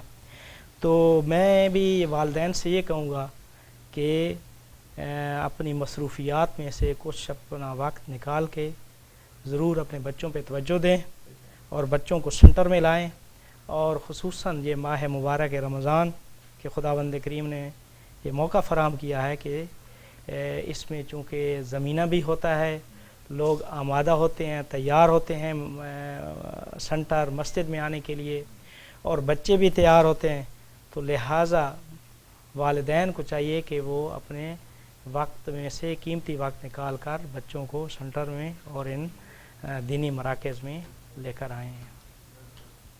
جی مولانا صاحب, ایک کویشچن آیا ہے مجھے ٹیکسٹ میسیج کے ذریعے سعودی عرب سے. ان کا کویشچن یہ ہے, آپ سے خصوصی طور پہ انہوں نے کہا پوچھا جائے کہ ایک خاتون ہے, ان کی سرجری ہوئی ہے ریسنٹلی, اور کیا وہ نماز جو ہے بیٹھ کے پڑھ سکتی ہیں؟ ہاں دیکھیے, یہ ہر انسان کا اپنا جو اس کے اوپر جو حوادث ہیں, جو اس کے حالات ہیں, اس کے مطابق اس کو فیصلہ کرنا ہے. ہر انسان اپنا مرجع خود ہوتا ہے دینی معاملات میں.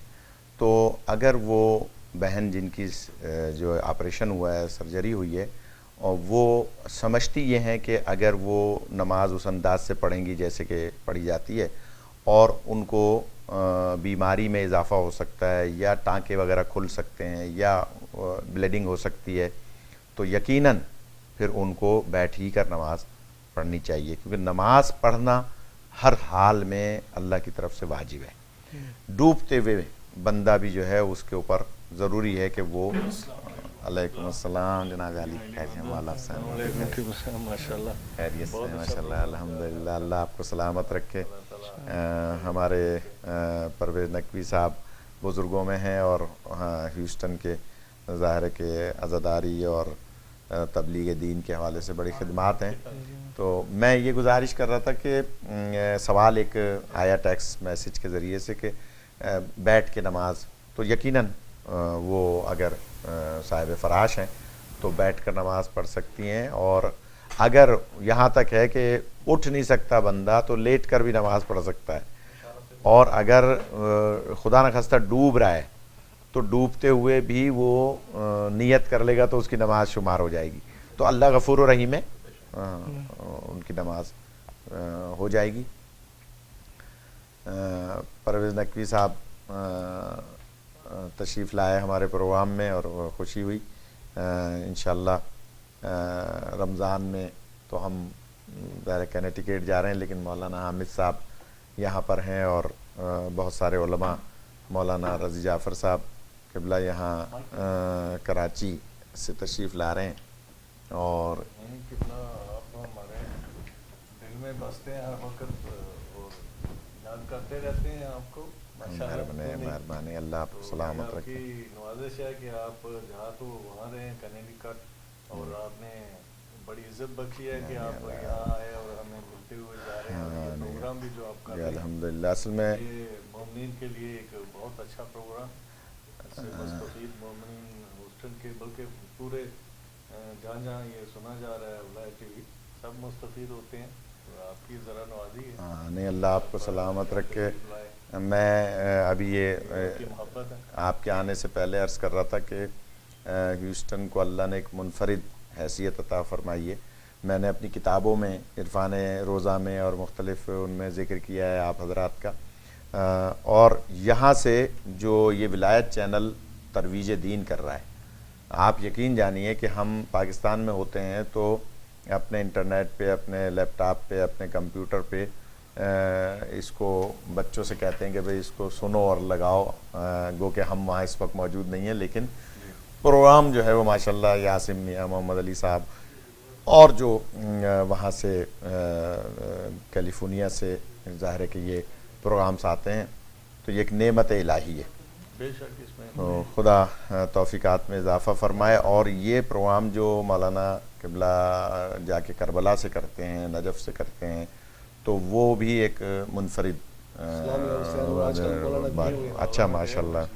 تو آج ہمارے پروگرام کے بعد ان کا انشاءاللہ لائیو پروگرام ماشاءاللہ خدا ان کی توفیقات میں اضافہ فرمائے. جب پچھلی دفعہ وہ یہاں تشریف لائے تھے تو میں بھی یہاں اتفاق سے تھا, تو ان کی زیارت کا شرف حاصل ہوا.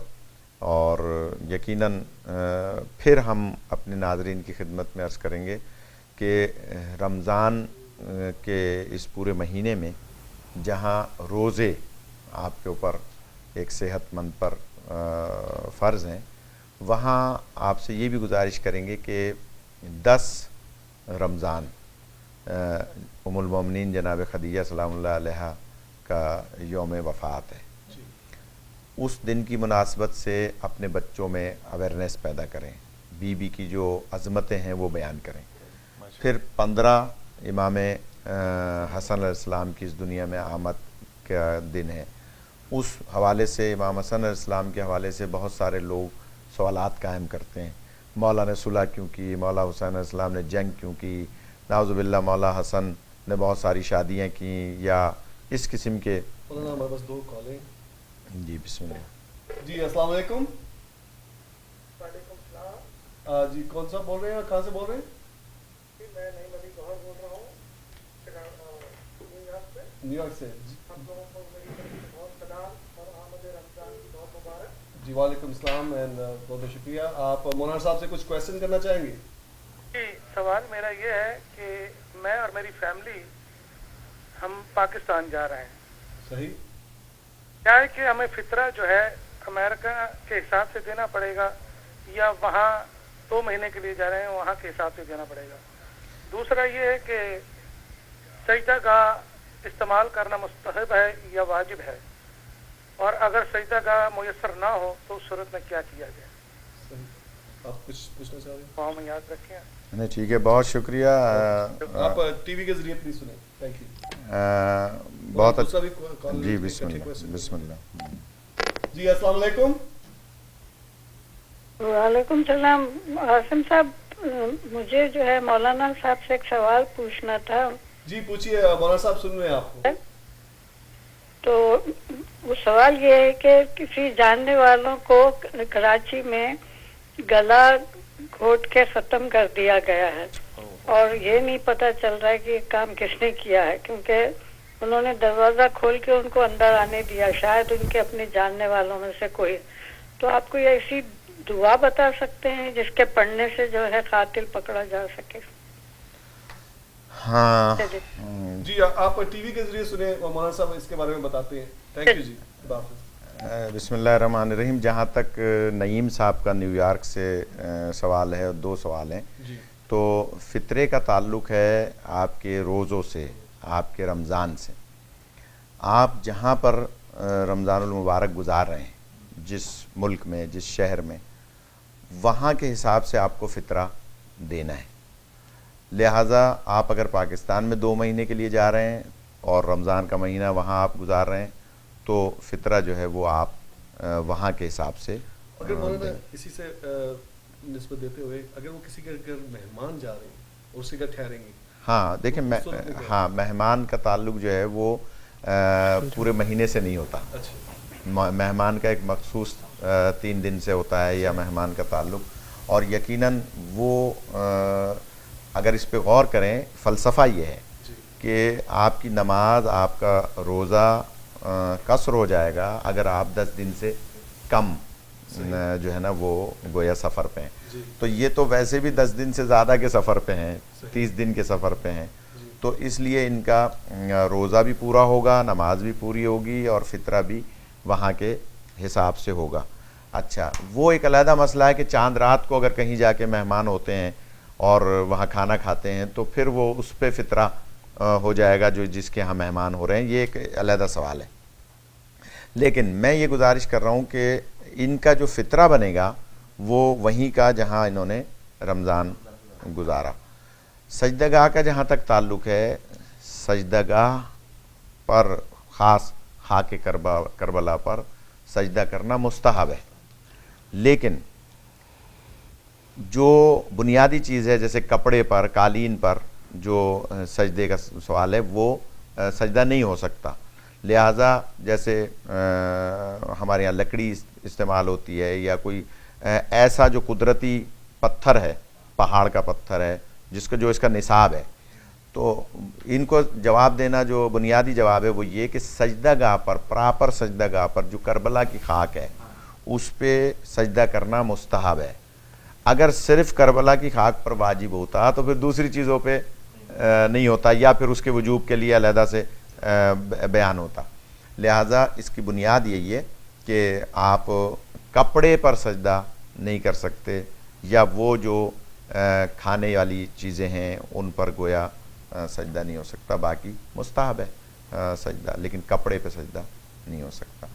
رہا سوال وہ ہماری بہن کا جن کے گلا گھونٹ کر جن کو مار دیا گیا ہے, ان کے عزیزہ کو یا عزیز کو, تو اس سلسلے میں صبر کی تلقین کا حکم ہے. قرآن مجید کی آیات ہیں جو آپ کو صبر اور اطمینان عطا کریں گی, لیکن قرآن کی کسی آیت کے پڑھنے سے آپ قاتل تک پہنچنے والی بات جو ہے وہ یعنی کوئی مجربات میں ایسی چیز نہیں ہے کہ جناب آپ یہ کہیں کہ یہ سورہ آپ نے پڑھ لی تو آپ قاتل تک پہنچ جائیں گے. البتہ یہ ضرور ہے کہ قرآن مجید کی سورے اور آیات پڑھنے سے آپ کو اطمینان قلب ہوگا, اور جس نے بھی ایسا کیا ہے اس کو سزا ملنے کے جو ہے وہ گویا ذریعے بنیں گے وہ قرآن کی آیات پڑھنے سے. لیکن یہ نہیں ہو سکتا کہ آپ نے فلاں سورہ پڑھ لی تو کل آپ کو یہ پتہ چل جائے کہ صاحب فلاں نے گلا گھونٹا ہے. ظاہر ہے کہ یہ وہ معاملات ہیں کہ جن کا تعلق قانونی چیزوں سے ہے. تو قرآن مجید کی سورہ غاشیہ کی تلاوت کریں اور سورہ اعلیٰ کی, تو ان کو اطمینان بھی ہوگا, اور جس نے بھی قتل کیا ہے اللہ سبب پیدا کرے گا کہ وہ گرفتار ہو اور اس کو سزا ملے. مولانا صاحب ایک اور کوشچن ہے کہ اگر جیسے کہ کئی دفعہ ہوتا ہے کہ گھر میں کسی کی طبیعت خراب ہوتی ہے یا ڈاکٹر نے منع کیا ہے یا اس کی ہیلتھ اجازت نہیں دیتی, اور اس کے یعنی کہ والد یا والدہ یا کوئی گھر کا کوئی بھی جو فرد ہے وہ اس کو منع کرتا ہے روزے رکھنے سے, اس صورت میں کیا کرنا چاہیے ہیلتھ ریزنس کی وجہ سے؟ دیکھیے وہی میں نے جیسے پہلے عرض کیا وہ ان خاتون کے نماز والے مسئلے کے, وہ بھی ایسا ہی مسئلہ ہے کہ انسان کو خود پتہ ہے, کیونکہ یہ تعلق اللہ اور بندے کا ہے, اس کو خود پتہ ہے کہ وہ روزہ رکھ سکتا ہے یا نہیں رکھ سکتا. اگر اس کی طبیعت اجازت نہیں دیتی تو اس کو نہیں رکھنا چاہیے, یعنی طبیعت سے میں اضافہ ہوگا, بیماری میں تکلیف میں اضافہ ہوگا تو اس کو نہیں روزہ رکھنا چاہیے, اس کا کفارہ دینا چاہیے, اور جب صحت ہو جائے تو پھر اس کے بدلے میں روزہ رکھنا چاہیے. لیکن کسی کے کہنے پر کہ صاحب تم بیمار ہو تم روزہ نہ رکھو, یہ کوئی جواز نہیں ہے. اس کو خود پتہ ہونا چاہیے کہ میں روزہ رکھ سکتا ہوں نہیں رکھ سکتا ہوں. دوسرے معالج کا, ڈاکٹر کا, کہ اگر آپ کا معالج یہ کہہ رہا ہے, آپ کا ڈاکٹر یہ کہہ رہا ہے, آپ کا حکیم یہ کہہ رہا ہے, آپ کا طبیب یہ کہہ رہا ہے کہ میں نے آپ کی طبیعت کو گہرائی سے دیکھا ہے, آپ کو روزہ نہیں رکھنا چاہیے, تو وہ ایک جواز ہو سکتا ہے. لیکن دوسرے محبت میں کہہ رہے ہیں میں تمہیں شوگر ہے مت رکھو روزہ, تمہیں جو ہے وہ گردے کی تکلیف ہے, پانی کی ضرورت ہے مت رکھو روزہ. اگر وہ بندہ اس تکلیف میں اتنا زیادہ نہیں ہے جس کو گردے کی تکلیف, میری 4 دفعہ پتھری نکلی ہے تو میں اس کو جواز بنا لوں کہ جناب میں روزہ نہیں رکھوں, تو ایسا نہیں ہے. وہ انسان کو خود اپنے مرض کا پتہ ہے کہ اس سے اس کو تکلیف میں اضافہ ہوگا یا نہیں ہوگا, تکلیف اس کی بڑھے گی نہیں, تو اس کو روزہ رکھنا چاہیے. بیسیکلی اپنے جو ہے طبیب کے ساتھ جو ہے مشورہ کر کے, ہاں وہ اگر ایسی کوئی کیفیت ہے. اس میں تھوڑا سا, کیونکہ میں بھی ڈائبٹیز کا پیشنٹ ہوں, تو اس میں ہوتا ہی ہے کہ ڈائبٹیز آپ جب روزہ رکھتے ہیں اس کو تو چلو ٹھیک رہتا ہے, 12 بجے تک ٹھیک رہا, لیکن ڈائبٹیز بڑھتی گھٹتی رہتی ہے. اس کا جو معیار ہے نہ تو رکھنے والے کو پتہ ہوتا ہے, بعد میں آفٹر نون میں اگر اس کی طبیعت بگڑتی ہے یا ڈائبٹیز کم ہو جاتی ہے تو اس میں صورت میں وہ کیا کرے. ہاں اس نے رکھ لیا ہے اس سلسلے میں, جی ہاں دیکھ اس میں یہ ہے, اس میں کیا صورتحال ہوگا, یعنی وہ گھر والوں کی محبت سے نہیں, اس کا دل چاہ رہا ہے کہ وہ روزہ رکھے, یعنی اس میں کئی لوگوں کا بھلا ہوگا, ڈائبٹ کے بہت پیشنٹ لوگ, تو ان کا دل بھی چاہ رہا ہوتا ہے, وہ رکھتے بھی ہیں, لیکن بعد میں ان کی طبیعت کچھ بگڑتی ہے یا بگڑنے لگتی ہے, تو پھر وہ کیا کریں. بہت اچھا سوال ہے, یہ بہت عام مسئلہ ہے. اس میں گزارش یہ ہے کہ وہ مثلا رمضان شروع ہو رہا ہے تو پہلا روزہ وہ رکھے, مثلا پہلے دن کا اس نے روزہ رکھا, اب اس کو اپنی کیفیت کا پتہ چل رہا ہے کہ وہ کل روزہ رکھ پائے گا یا نہیں رکھ پائے گا. آخری وقت میں 7 بجے 8 بجے 5 بجے اس کی کیفیت کیا ہو رہی ہے. جب وہ ایک روزہ رکھ کے ایک تجربہ حاصل کر لے گا اور اس کے بعد اب وہ سمجھتا ہے کہ نہیں میری طبیعت زیادہ خراب ہو رہی ہے, مجھے ڈاؤن ہونے کا خطرہ ہے یا شوگر بہت ہائی بڑھ جانے کا خطرہ ہے, تو اس صورت میں تو یہ بھی شریعت کا حکم ہے کہ اگر آپ 5-6 بجے بھی آپ کی کیفیت ایسی ہو رہی ہے کہ جو انتہائی خطرناک ہے تو آپ روزہ کھول سکتے ہیں, بعد میں آپ اس کا جو ہے وہ رکھ سکتے ہیں, کفارہ دے سکتے ہیں, لیکن آپ کو کوشش کرنی ہے کیونکہ یہ عند اللہ ہے. پچھلے سال کا تجربہ کیا تھا, کیونکہ پچھلے سال کی بات اور ہے, اب آپ نے دوائیں استعمال کی, پرہیز کیا, آپ نے اپنے آپ کو ٹھیک رکھنے کی کوشش کی, اب آپ کی کیفیت کچھ اور ہے. تو اس قسم کے پیشنٹس جو ہیں جو شوگر کے مریض ہیں خاص طور پہ, وہ ایک تو اپنے سرکمٹینس, اپنی کیفیت, اپنے حالات, اپنی طبیعت کو دیکھیں, اس کے بعد ایک تجربہ کریں پہلا روزہ رکھ کے کہ اگر ان کو کیفیت اچھی رہتی ہے تو وہ آئندہ بھی رکھ سکتے ہیں, اگر ان کی طبیعت انتہائی خراب ہوتی ہے تو وہ اس روزے کو بھی کھول سکتے ہیں. تو یہ انسان کو اپنا اس پہ خود فیصلہ کرنا پڑے گا.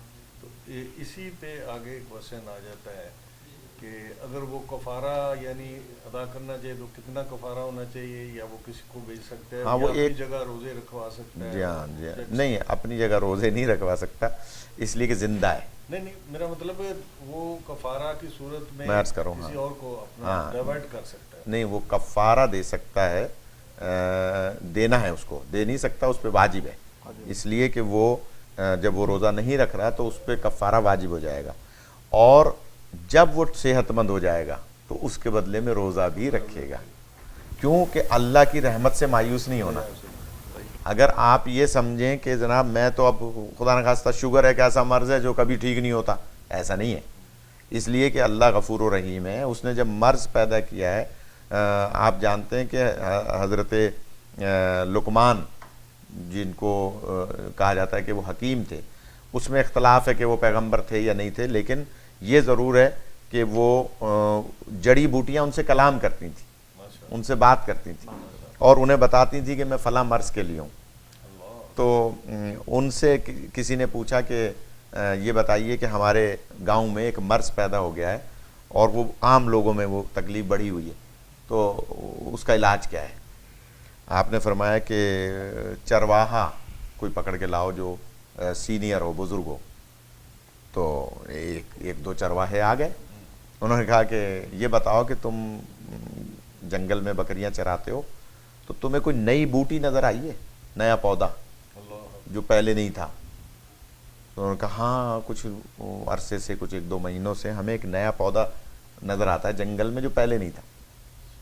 آپ نے فرمایا وہ کل توڑ کے لے آنا. وہ لے آئے توڑ کے, اور اس کو انہوں نے دوا کے طور پہ بنایا اور پھر ان مریضوں کو جو اس علاقے میں مرض تھا وہ کھلایا اور شفا ہو گئی. تو کہنے کا مقصد یہ ہے کہ ہم اللہ کی رحمت سے مایوس نہیں ہو سکتے. تو اسی لیے شریعت کا حکم ہے, فقہ کا حکم ہے کہ اگر آپ بیمار بھی ہیں تو آپ کفارہ دیں اور اللہ سے توقع کریں, امید کریں اس کے فضل کی کہ وہ ٹھیک کرے. اور پھر آپ جب صحت مند ہو جائیں تو اس کے بدلے میں روزہ رکھیں. خدا نہ خواستہ نہیں ٹھیک ہوئے اور کل نفس ذائقۃ الموت، ہر نفس کو موت کا ذائقہ چکھنا ہے، اگر خدا نہ خواستہ انتقال ہو جاتا ہے تو کیونکہ آپ اپنا کفارہ دے چکے ہیں، اب بعد والے آپ کے اوپر گویا ایک طرح سے احسان کریں، آپ کے احسانات کا بدلہ دیں کہ ان روزوں کے بدلے میں روزے رکھوائیں، تو ان پر پھر یہ ہے کہ وہ روزے رکھوائیں. لیکن جب آپ نے کفارہ دے دیا اور آپ کو خدا نخواستہ صحت نہیں ہوئی تو اب آپ سے پوچھ گچھ نہیں ہے اللہ کی بارگاہ میں اس روزے کی. تو یہ ایک بہت اہم مسئلہ شاہ صاحب نے یعنی پوائنٹ آف کیا، اور اس پہ بہت سے لوگوں کا کفارہ بتا دیں کہ ایک روزے کا کتنا؟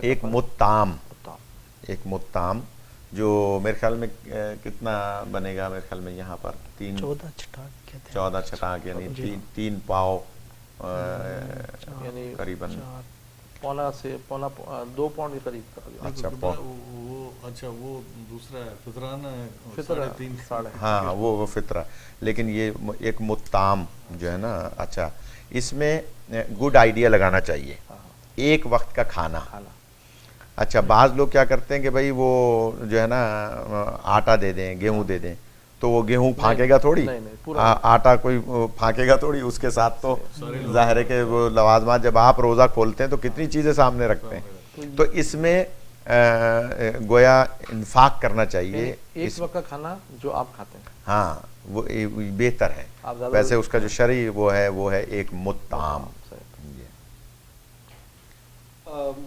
ناظرین ہمارے پاس ابھی چند ہی منٹ باقی رہ گئے ہیں. اگر آپ کو کوئی مزید کویسچن ہو آپ ہمیں کال کر سکتے ہیں. ہمارا نمبر ابھی بھی اسکرین کے اوپر موجود ہے. مولانا محمد عون نقوی صاحب یہاں پہ موجود ہیں اور ان کے ساتھ مولانا حامد رضا صاحب ہمارے پاس یہاں پہ موجود ہیں. تو اس موقع سے فائدہ اٹھائیے اور ہمیں کال کریے. اور انشاءاللہ ہمارے پروگرام کے بعد مولانا سید ظہیر الحسن نقوی صاحب انشاءاللہ کربلا سے لائیو پروگرام کریں گے، اسلام یا حسین. تو آپ پلیز اس میں بھی کال کر سکتے ہیں اور لائیو زیارت جو ہے مولانا محمد حسین علیہ السلام کے حرم کی کر سکتے ہیں. تو انشاءاللہ یہ پروگرام ہمارے پروگرام کے فوراً بعد انشاءاللہ تقریباً 7 بجے پیسیفک ٹائم اور 9 بجے ہیوسٹن ٹائم کے مطابق انشاءاللہ وہ پروگرام شروع ہوگا. Please do call and join as well. And again ہم بتانا چاہتے ہیں کہ مولانا محمد عون نقوی صاحب جو ہیں وہ اس سال انشاءاللہ جعفری ایسوسیشن آف کنیکٹیکٹ میں رمضان المبارک میں اپنے اور انشاءاللہ سیٹرڈے کے روز سے آپ وہاں پہ موجود ہوں گے. اینڈ مولانا حامد رضا صاحب جو ہے ہیوسٹن میں ابھی اسکول کے اندر موجود ہوں گے. تشریف لا چکے ہیں، فرائض انجام دینا شروع کر دیا انہوں نے. جی ٹیوزڈے سے اینڈ ماشاءاللہ انشاءاللہ جو پورا مہینہ وہاں پہ رہیں گے اور آپ لوگ ان سے فائدہ حاصل کرنا چاہتے ہیں تو please to come to these organisations and ask them question. جیسے کہ مولانا صاحب نے پہلے بھی فرمایا ہے کہ آپ اس موقع کا بھرپور فائدہ اٹھائیں، اپنے بچوں کو لے کے جائیں، خود جائیں اور اس کے بعد سوال و جواب کا سلسلہ بلکہ آپ اپنے سینٹرز کے اندر جا کے ریکویسٹ کریں کہ آپ جو بھی عالم دین آپ کے پاس آئے ہیں ان کے ساتھ آپ سوال و جواب کے سیشنز جو ہیں آرگنائز کریں. ہفتے میں 1-2 دن کر لیں، فرائیڈے سیٹرڈے کر لیں. زیادہ اگر آپ کی جاب ہوتی ہے تو رات میں دیر تک نہیں رک سکتے. آفٹر دا پروگرام گھنٹے کے لیے وہاں پہ بیٹھیں، اپنے کویسچنز لکھ کے لے کے آئیں، اپنے بچوں کے ساتھ ڈسکس کریں. اگر ان کے کوئی کویسچن ہے رمضان کے حوالے سے یا ان جنرل کوئی بھی کویسچن ہو، بیکاز ماشاء اللہ ہر شہر کے اندر آپ کو اچھے سے اچھے عالم دین جو ہیں وزٹ کر رہے ہیں پوری دنیا سے، وہ موجود ہیں. تو آپ ان سے پلیز اس موقع کا فائدہ اٹھائیں. میرے خیال میں ایڈجسٹ کر لیں ٹائمنگس کو. اگر لوگوں سے رائے لے لیں کہ بھائی آیا اگر آپ لیٹ ہو جاتا کیونکہ دن تھوڑے سے لمبے ہیں، 9 بجے تک روزہ کھلے گا، اس کے بعد افطار ہوتی ہے، تو لوگ آپس میں ڈیسائیڈ کر لیں کہ بھائی افطار سے پہلے درس کا سلسلہ رکھیں، کوشچن آنسر کا سلسلہ رکھیں یا بعد میں رکھیں. اور ایک اور چیز میں ایڈ کرنا چاہوں کہ ولائٹ ٹی وی یو ایس اے پہ ہر سال کی طرح انشاءاللہ ہمارے پاس بھی علماء یہاں پہ موجود ہوں گے ایوری ڈے. آپ اس سے بھی فائدہ حاصل کر سکتے ہیں اگر آپ سینٹر نہیں جا سکتے ہیں کسی وجہ سے، اور آپ ہمارے پروگرامز کے اندر بھی کال کر سکتے ہیں. انشاءاللہ نور ولایت ایوری ڈے اویلیبل ہوگا اور اس کے اندر میری اطلاعات کے مطابق مولانا تلویز الحسن صاحب جو ہیں وہ تشریف لا رہے ہیں انشاءاللہ، اور ہو سکتا ہے 1-2 روز کے اندر وہ پروگرام شروع کر دیں. اور آئی تھنک ان کے علاوہ اور علماء بھی انشاءاللہ حاضر رہیں گے. اور ہم انشاءاللہ کوشش کریں گے کہ ہیوسٹن میں جتنے بھی علماء تشریف لائیں گے ان کو گاہے بگاہے یہاں پہ انوائٹ کریں اور آپ کی آپ سے جو بھی کویشچن ہوں گے انشاءاللہ کوشش کریں گے کہ وہ ان کے جوابات حاصل کریں. مولانا ہمارے پاس چند منٹ باقی رہ گئے ہیں, آپ ہمارے ناظرین اپنے ناظرین کے لیے کچھ کہنا چاہیں؟ بسم اللہ الرحمن الرحیم. گزارش یہ ہے کہ مولانا حامد صاحب یہاں ہیں, جیسے کہ عاصم بھائی نے بتایا کہ مولانا تلمیذ صاحب اور بہت سارے علماء انشاءاللہ ولایت چینل کے ذریعے سے لوگوں میں اویئرنیس پیدا کریں گے اور لوگوں کو بتائیں گے کہ دین کے احکامات رمضان سے متعلق کیا ہیں. میں یہاں گزارش کروں گا, جیسے کہ میں پہلے عرض کر رہا تھا کہ اس ماہ مبارک میں ام المومنین بی بی خدیجہ سلام اللہ علیہا کا یوم وفات ہے اور حضرت امام حسن علیہ السلام کے یوم ولادت ہے. اس کے بعد اس ماہ میں جو اہم دن ہیں وہ شہادت مولا کائنات امیر المومنین علیہ السلام کے ہیں. اسی کے ساتھ شب قدر ہے, نزول قرآن کی شبیں ہیں, اور اس کے بعد آخری جو ایام ہیں ان کے اندر اللہ کی طرف سے مغفرت کی نوید ہے. تو ان دنوں میں جو ہے وہ آپ معلومات حاصل کریں اور پوچھیں مولا حسن علیہ السلام سے متعلق, بی بی خدیجہ سلام اللہ علیہ سے متعلق, مولا کائنات سے متعلق. چاہیے کہ معرفت میں اضافہ کریں, کیونکہ عبادت میں ندرت پیدا کرنی ہے, عبادت کو میں خشوع و خضوع پیدا کرنی ہے. تو معرفت, اگر روزہ رکھ رہے ہیں, جیسے کہ ابتدا میں ہم نے عرض کیا تھا کہ صرف بھوک و پیاس برداشت کر کے اور روزہ, تو وہ روزہ ہو جائے گا, لیکن جو اللہ کی بارگاہ میں قابل قبول روزہ ہے وہ شاید نہ ہو. تو اس لیے معرفت کے ساتھ عبادت کریں, معرفت کے ساتھ روزہ رکھیں, معرفت کے ساتھ نماز پڑھیں, معرفت کے ساتھ اہل بیت علیہ السلام کے فضائل و مناقب اور ان کی تعلیمات جو انہوں نے بیان فرمایا ہے اس کو ہم سمجھیں اور سمجھ کے عمل کریں. تو میں انہی الفاظ کے ساتھ شکریہ ادا کروں گا ولایت چینل کا, آپ حضرات کا. مولانا سے ملاقات کا شرف حاصل ہوا, یہ ہمارے لیے ایک سعادت ہے, اور انشاءاللہ آئندہ بھی جب ہیوسٹن آنا ہوگا تو آپ کے ساتھ, یا کہ کیلیفورنیا جانا ہوگا تو وہاں انشاءاللہ حاضر رہیں گے. اور خدا سلامت رکھے. ہاں, واپسی پہ بھی انشاءاللہ یہیں سے پاکستان واپسی ہے, تو یہ ہے کہ کوئی ایک آدھ پروگرام اور کر لیں گے جیسا بھی آپ نے حکم دیا انشاءاللہ. میں ایک درخواست کروں گا کہ نیکسٹ ویک اسی دن جمعرات کو میری وائف کی سرجری ہے, تو ان کے لیے دعا کریں. کارنری انجیوگرافی ہے ان کی اور سرجری, تو پلیز دعا کیجیے. نہیں, میں صرف میں ہی دعا نہیں کروں گا بلکہ مولانا سے بھی التماس کریں گے, جتنے بھی ناظرین اور سامعین یہ پروگرام دیکھ رہے ہیں ان سے التماس کریں گے کہ جن خاتون کا یہ ذکر فرما رہے ہیں وہ ایسی مومنہ خاتون ہیں جنہیں میں ذاتی طور پہ ان کی عزاداری اور ان کی وزاداری اور مہمانداری کا قائل ہوں, اور وہ انہوں نے ایک ایسے بچوں کو جنم دیا جو عزادار ہیں, ماتمدار ہیں, اور صرف ماتم ہی نہیں کرتے بلکہ معرفت کے ساتھ ماتم کرتے ہیں. گویا نماز, روزہ اور واجبات کو ادا کرتے ہوئے گویا عبادت عزاداری کرتے ہیں. تو سب سے گزارش کریں گے کہ وہ ہماری بہن کے لیے دعا کریں کہ خدا انہیں اس موقع پر, اس آپریشن کے موقع پہ جو ہے وہ صحت کاملہ عاجلہ عطا فرمائے, اور ان کا یہ آپریشن جو ہے وہ کامیابی سے ہمکنار ہو.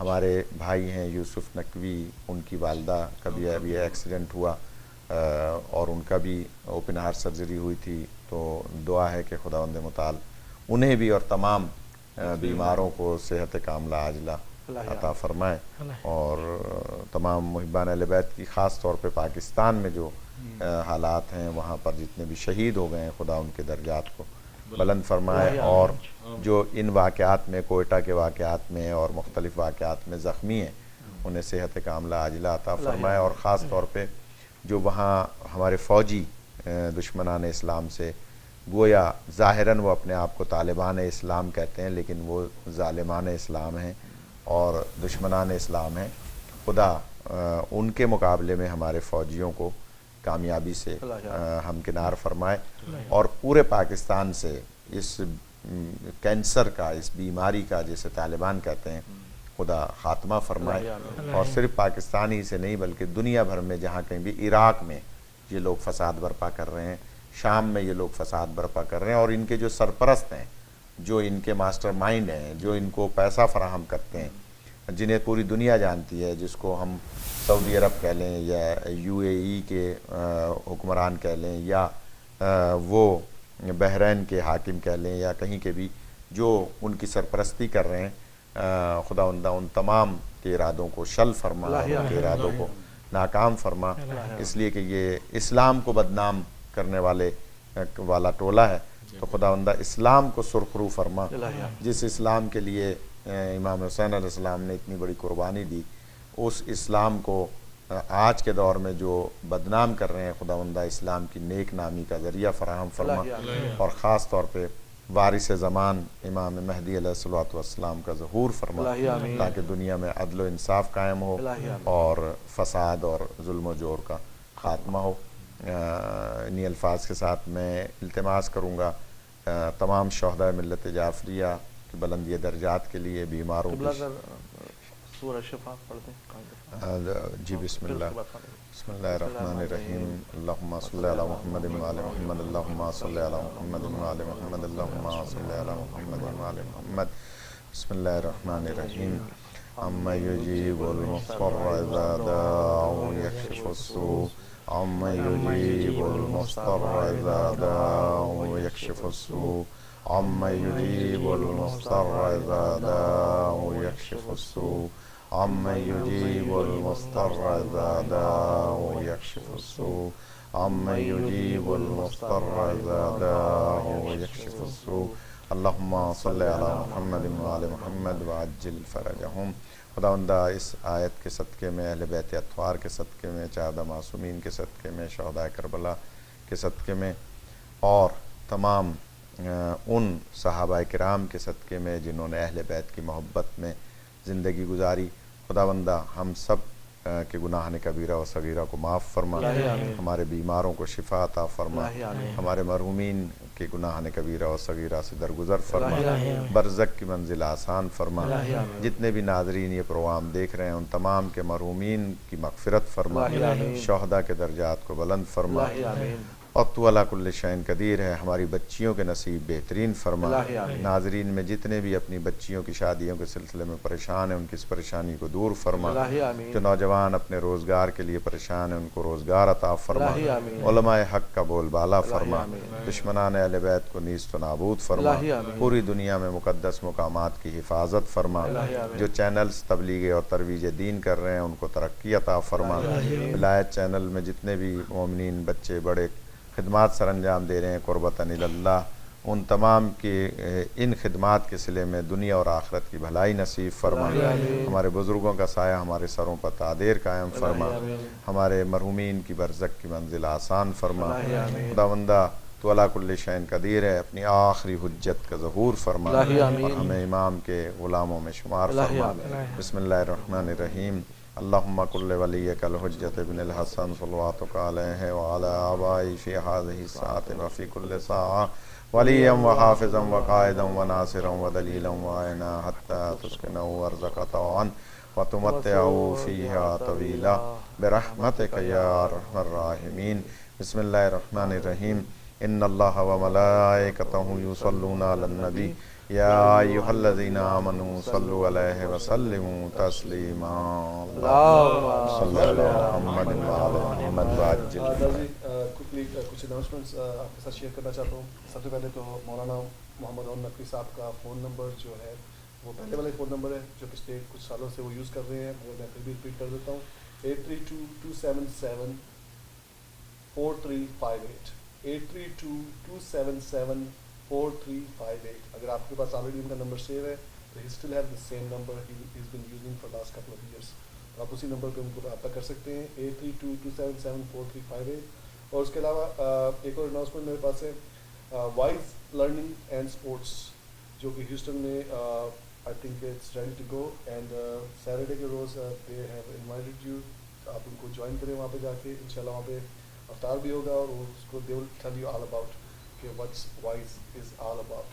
تو 5:30 June 28 کو it's right across from Al Ghadir and IPF, so you can't miss it. If you go over there, its physical address is 8800 West Sam Houston Parkway, Walmart کے سامنے, والمارٹ کے بالکل سامنے, جہاں پہ ایک زمانے ہوشان کا جو پچھلی طرف ہے اس پہ انہوں نے ڈور بنایا اپنا, یعنی والمارٹ کے سامنے ہے بالکل. اور سو I mean go there and see کہ اگر آپ کے بچے وہاں پہ فائدہ حاصل کر سکتے ہیں. اور سب سے اچھی بات ہے کہ اسلامی ماحول میں جو ایکٹیویٹیز ہیں ساری, سوئمنگ, جو بھی سوئمنگ وغیرہ, جم ہے, اور یہ بالکل سیپریٹ انہوں نے انتظام کیا ہے, بچیوں کا الگ ہے, بچوں کا الگ ہے بالکل. So do go there, and also I want to share کہ انشاءاللہ Monday to Friday every week رمضان کے اندر ہماری بہنیں یہاں سے پروگرام کریں گی, جو کہ صبح کے وقت ہوگا, جو ہیوسٹن ٹائم میں بتاؤں گی انشاءاللہ 12 اور 2 کے درمیان. سو ڈپینڈنگ کہ کتنے گیسٹ ہیں, ان کا ٹائم فریم جو ہے 12 سے 2 ہیوسٹن ٹائم میں بتا دوں. سو آپ اس کے اندر بھی ضرور پارٹیسپیٹ کریں, کیونکہ بچوں کی چھٹیاں ہیں. اپنے بچوں کو اس پہ اگر لانا چاہتے ہیں تو آپ سسٹر کرن برہان نقوی سے رابطہ کر سکتے ہیں, یا مجھے کال کر دیں, یا ہمارے ای میل ایڈریس پہ آپ ہمیں ای میل کر سکتے ہیں mahfil@livetv.org کے اوپر. تو اور انشاءاللہ ہم بھی کوشش کریں گے ویکینڈ کے اوپر سیٹرڈے اینڈ سنڈے پروگرام کریں. جتنے بھی علماء ہسٹن میں آئے ہوئے ہیں ان کو ہم یہاں پہ انوائٹ کریں گے, اور جو بھی اویلیبل ہوگا انشاءاللہ وہ ہمارے ساتھ یہاں پہ پروگرام میں موجود ہوگی. Do you have any call? No. Okay, so we gonna conclude our programme right hair.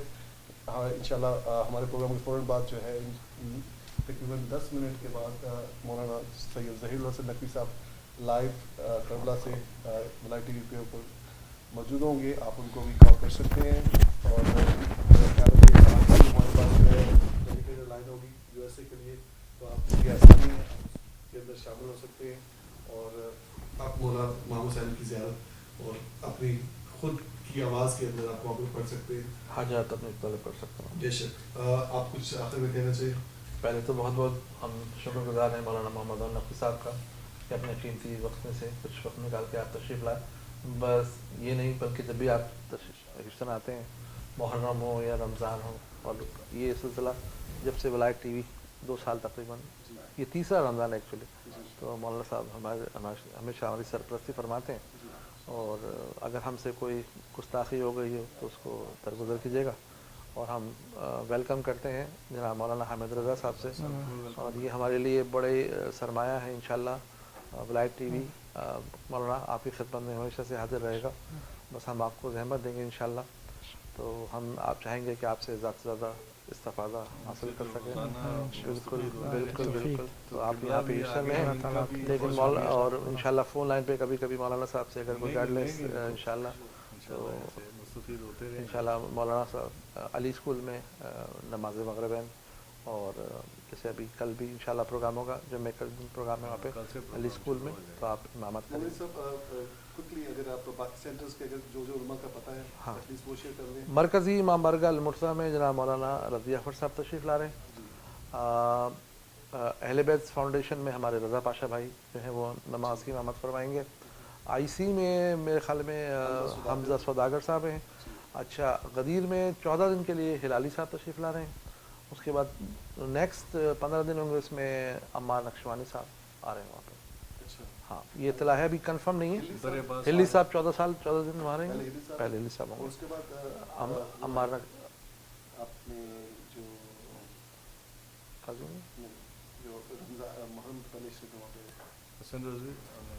روحانی صاحب, اچھا روحانی صاحب تو چھوڑا. اچھا ٹھیک ہے. درے باس میں اور پہلے 15 دن کے اندر انہوں نے ریکویسٹ کیا تھا, مگر ظہیر صاحب سے سو وہاں پہ آئی تھنک ان کا پہلا 15 دن کا ابھی پتہ نہیں کیا تھی, وہ ویکینڈس کے اوپر درے باس جو ہے وہ اس میں ویکینڈس میں افطار ہوتا ہے, تو انشاءاللہ وہاں پہ فرائیڈے سیٹرڈے ہادی عبدی صاحب میں خیال میں شروع کے ہوں گے, اور آخر کے جو 15 حسن روحانی صاحب, حسن مشتبہ سوری کینیڈا. اچھا, روحانی صاحب جو ہیں وہ غدیر میں آ رہے ہیں. صحیح. یہ ہمارے ماشاءاللہ قبلہ یہ سب وہ لوگ ہیں جو ہمارے ولایت ٹی وی میں ماشاءاللہ IPF میں تو قبلہ وہ حسین شیخ صاحب موجود ہوں گے. اور ابھی ویسے کھلا ہیوسٹن میں 2 اور سینٹرز کا بھی اضافہ ہوا. اچھا ماشاء اللہ. ایک عرب کمیونٹی ہے اور ایک ہمارے جو کنورٹس ہیں جو یہاں کے رہنے والے جو کنورٹ ہوئے. اچھا ماشاء اللہ. اچھا سو 9 ممبر کا ماشاء اللہ. میرے خیال میں نیو یارک کے بعد سب سے زیادہ یہاں وہ جو پر ایک ہے نا مسجد جو ہے نا جس میں جمعے کی نماز ہوگی اور وہاں پہ بھی تو وہ ان لوگوں کے لیے جو ڈاؤن ٹاؤن میں اس کے. اچھا ماشاء اللہ. قرب و جوار میں رہتے. اچھی بات ہے. تبلیغ دین ہونی چاہیے اور یہ حق ہے. آپ دیکھیے کہ جو 1400 سال کے بعد کوئی تصور نہیں کر سکتا تھا کہ امریکہ، برطانیہ، کینیڈا، یورپ میں اس طرح سے ترویج دین. مسجد رسول نمبر 2. اچھا یہ مسجد رسول جو ہے تو پہلی قبلہ بنا کے چلے گئے. خیر میرے خیال میں نام سرکار کے نام یعنی جو القابات ہیں، جو کنیات ہیں، ان میں سے کوئی نام اگر رکھتے تو اشتباہ نہیں ہوتا. اب ہمارے کراچی میں گلستان جوہر میں تھوڑے سے فاصلے پہ 2 مسجدیں ہیں جن کے نام ایک جیسے تقریباً، صاحب الزمان علیہ السلام اور آخر الزمان علیہ السلام. تو کسی کو مجلس میں جانا ہوتا ہے صاحب الزمان میں تو وہ آخر الزمان چلا جاتا ہے، اور جس کو آخر الزمان جانا ہوتا ہے وہ صاحب الزمان. تو اس لیے کوشش کرنی چاہیے اس میں کہ بھئی کس علاقے میں کیسا ماحول ہے. بہرحال وہ بہتر جانتے ہیں جنہوں نے. وہاں پہ ڈاؤن ٹاؤن میں کچھ پرابلمس بھی ہو رہی تھی نماز پڑھنے جو میری اطلاع تھی. جی ہمارے پاس ٹائم بالکل ختم ہو گیا. They have to get ready for the مولانا صاحب پروگرام. تو ناظرین اسی کے ساتھ مجھے عاصم نقوی کو اجازت دیجیے. انشاءاللہ دوبارہ آپ کی خدمت میں حاضر ہوں گے. انشاءاللہ سیٹرڈے کے روز ہم کوشش کریں گے کہ اگر ہمارے پاس کوئی عالم دین اویلیبل ہوئے ہیوسٹن کے اندر تو we will start from Saturday. Otherwise we will do it انشاءاللہ سنڈے ہمارا ریگولر پروگرام. اور کل دیر از اے پاسبلٹی کہ ہماری بہنیں یہاں سے پروگرام لائیو کریں کل دوپہر کو. تو stay tune for that. Thank you very much. اللہ حافظ.